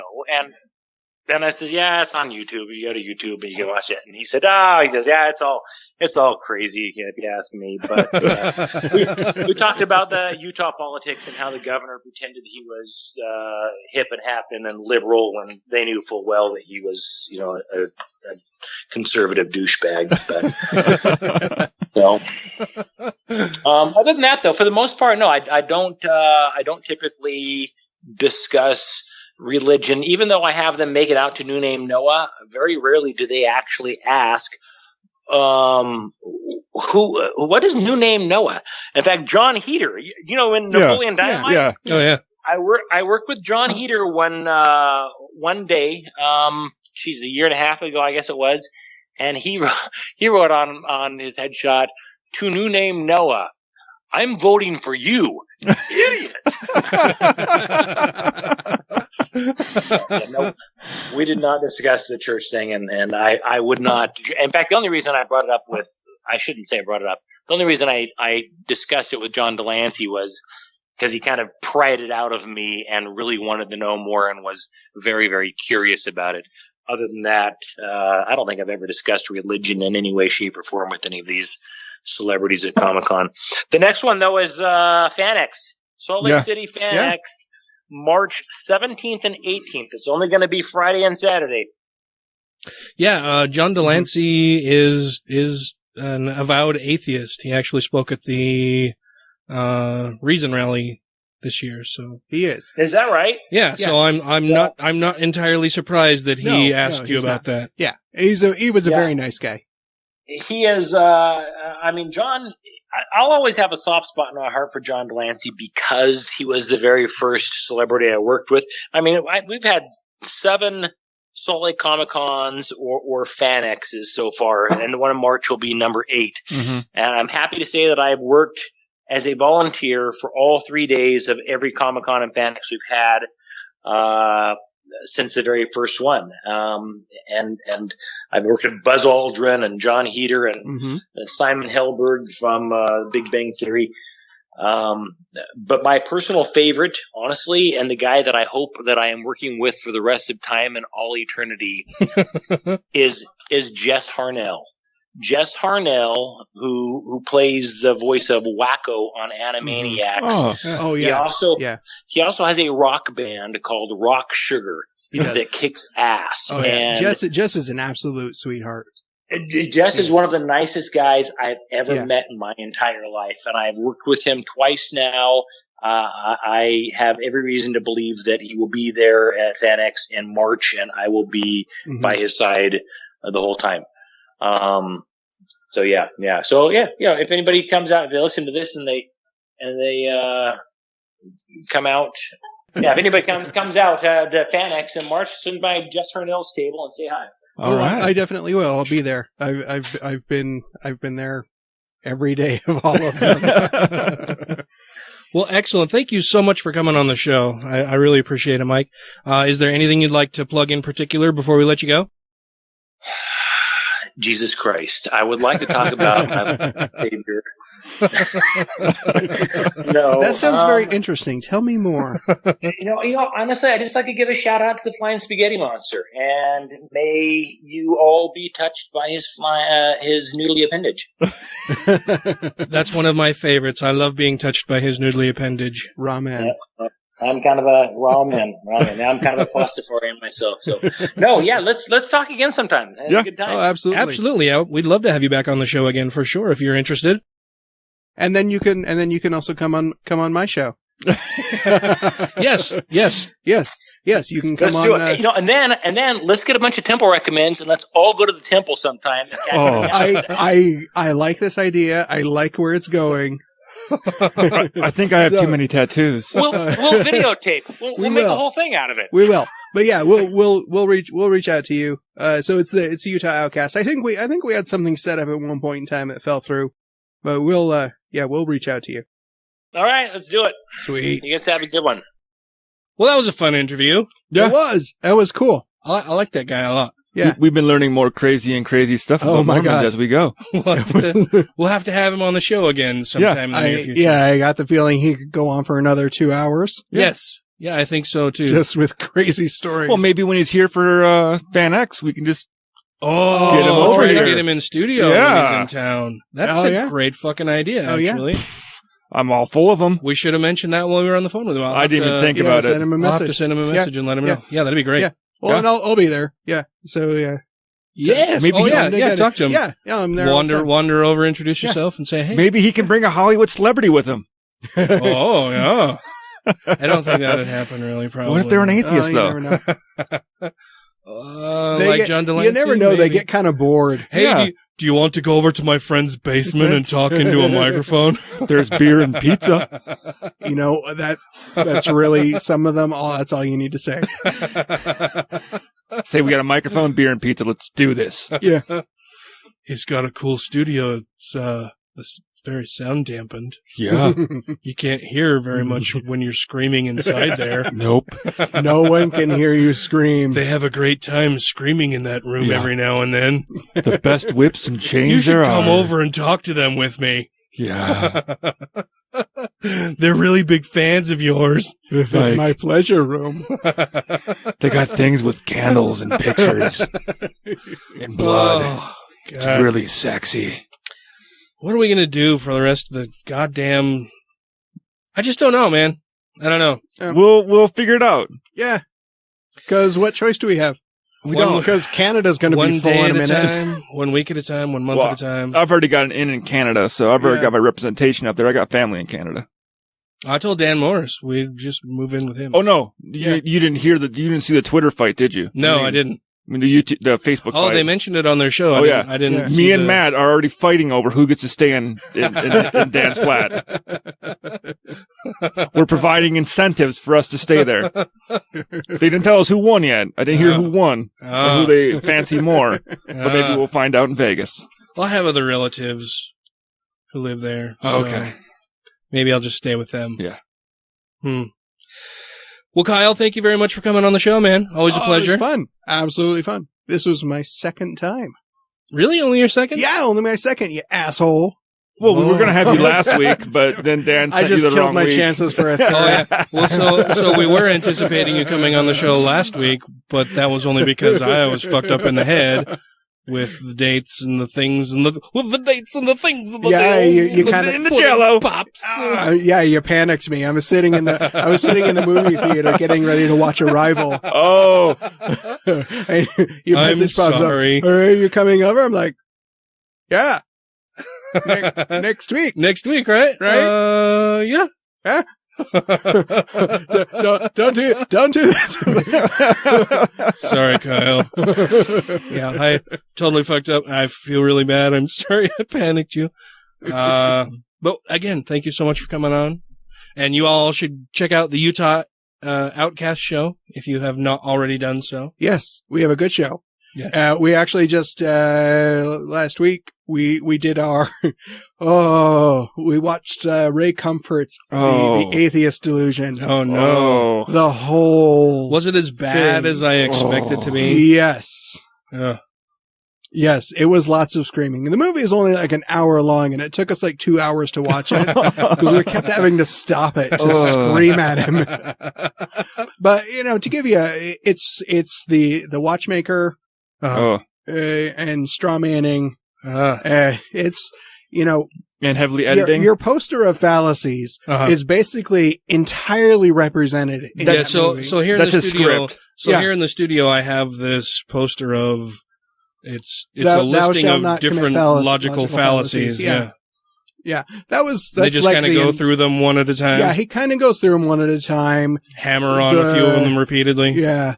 The really shitty thing about his movie, he bases it on interviews with people who say they're atheists. And I don't doubt these people, but it's very clear that he talked to a lot of people until he found people who would put up with his bullshit long enough and had no idea how to even handle the amount of shit that he was throwing at them to the point where there's all kind of, you can tell if you're watching them, you can see most of them are really very uncomfortable and they know this is not right. This doesn't make sense.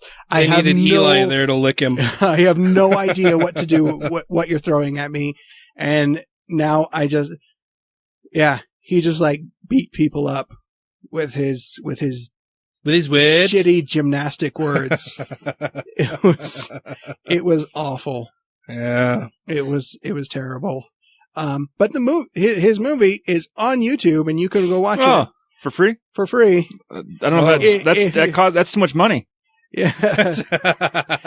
They should be paying me to watch it. Yeah. That's what needs to happen. Yeah. Yeah.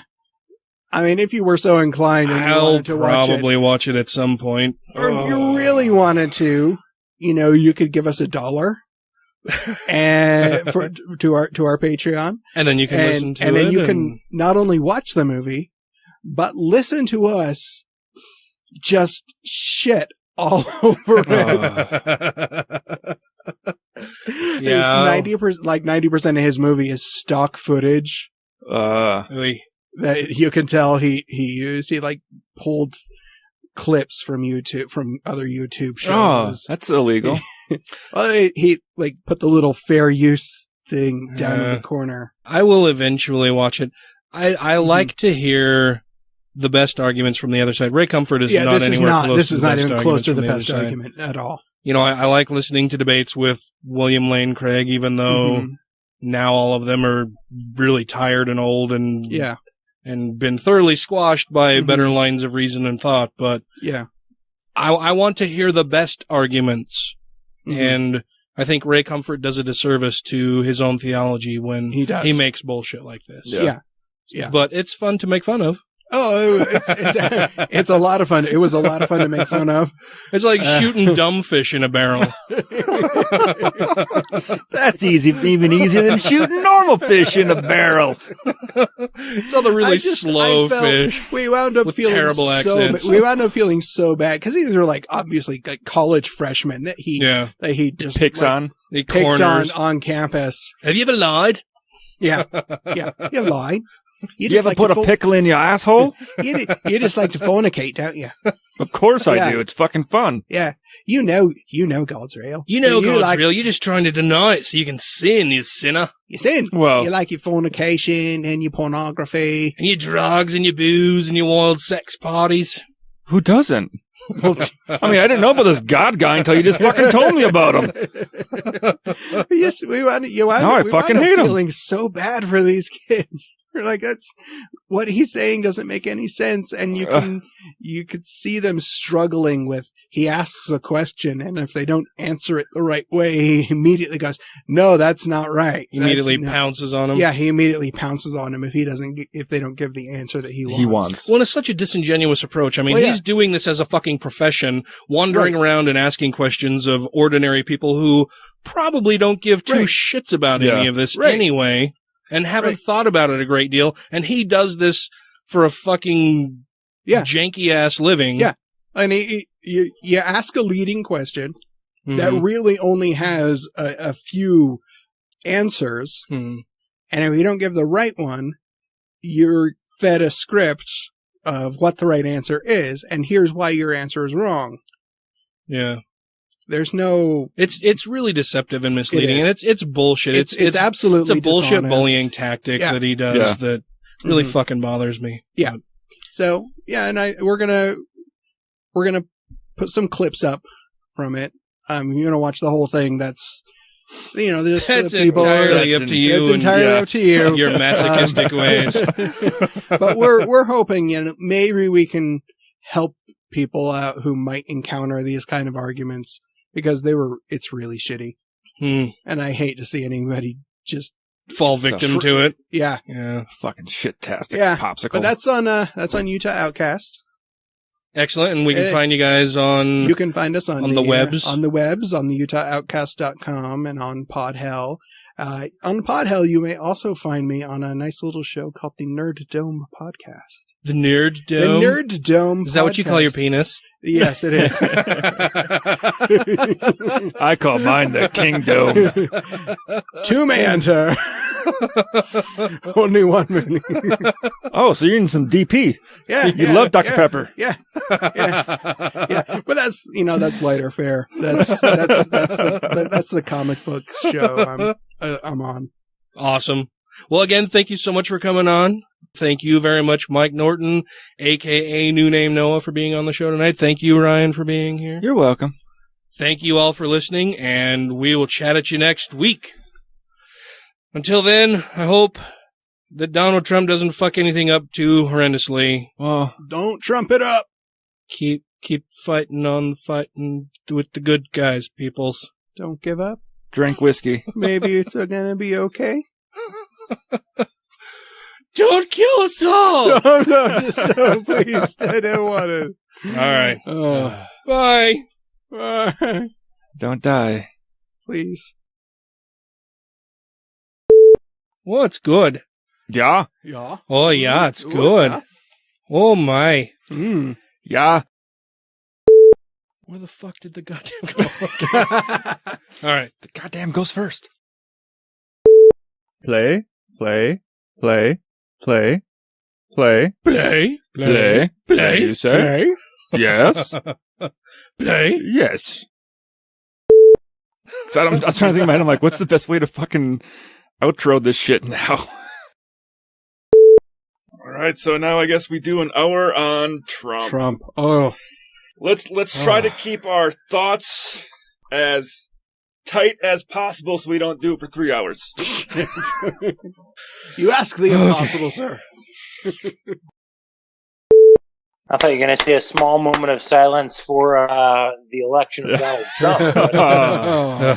If we could all just bow our heads in silence for just a moment over what America has done to itself. I'm also waiting for someone to get mad about my new Facebook photo. What'd you do? Oh, I took remember that photo I sent you that I took the other day at that rally? Uh-huh. With the guy with the bicycle that said, fuck Trump Fuck on Trump, it. yeah. I made that as my photo. Nice. For the page photo or whatever. Uh-huh. And, you made that your cover photo? Yeah. So I'm hoping someone complains about it. So I can be like, oh, sorry, bro. I'll try to be PC next time.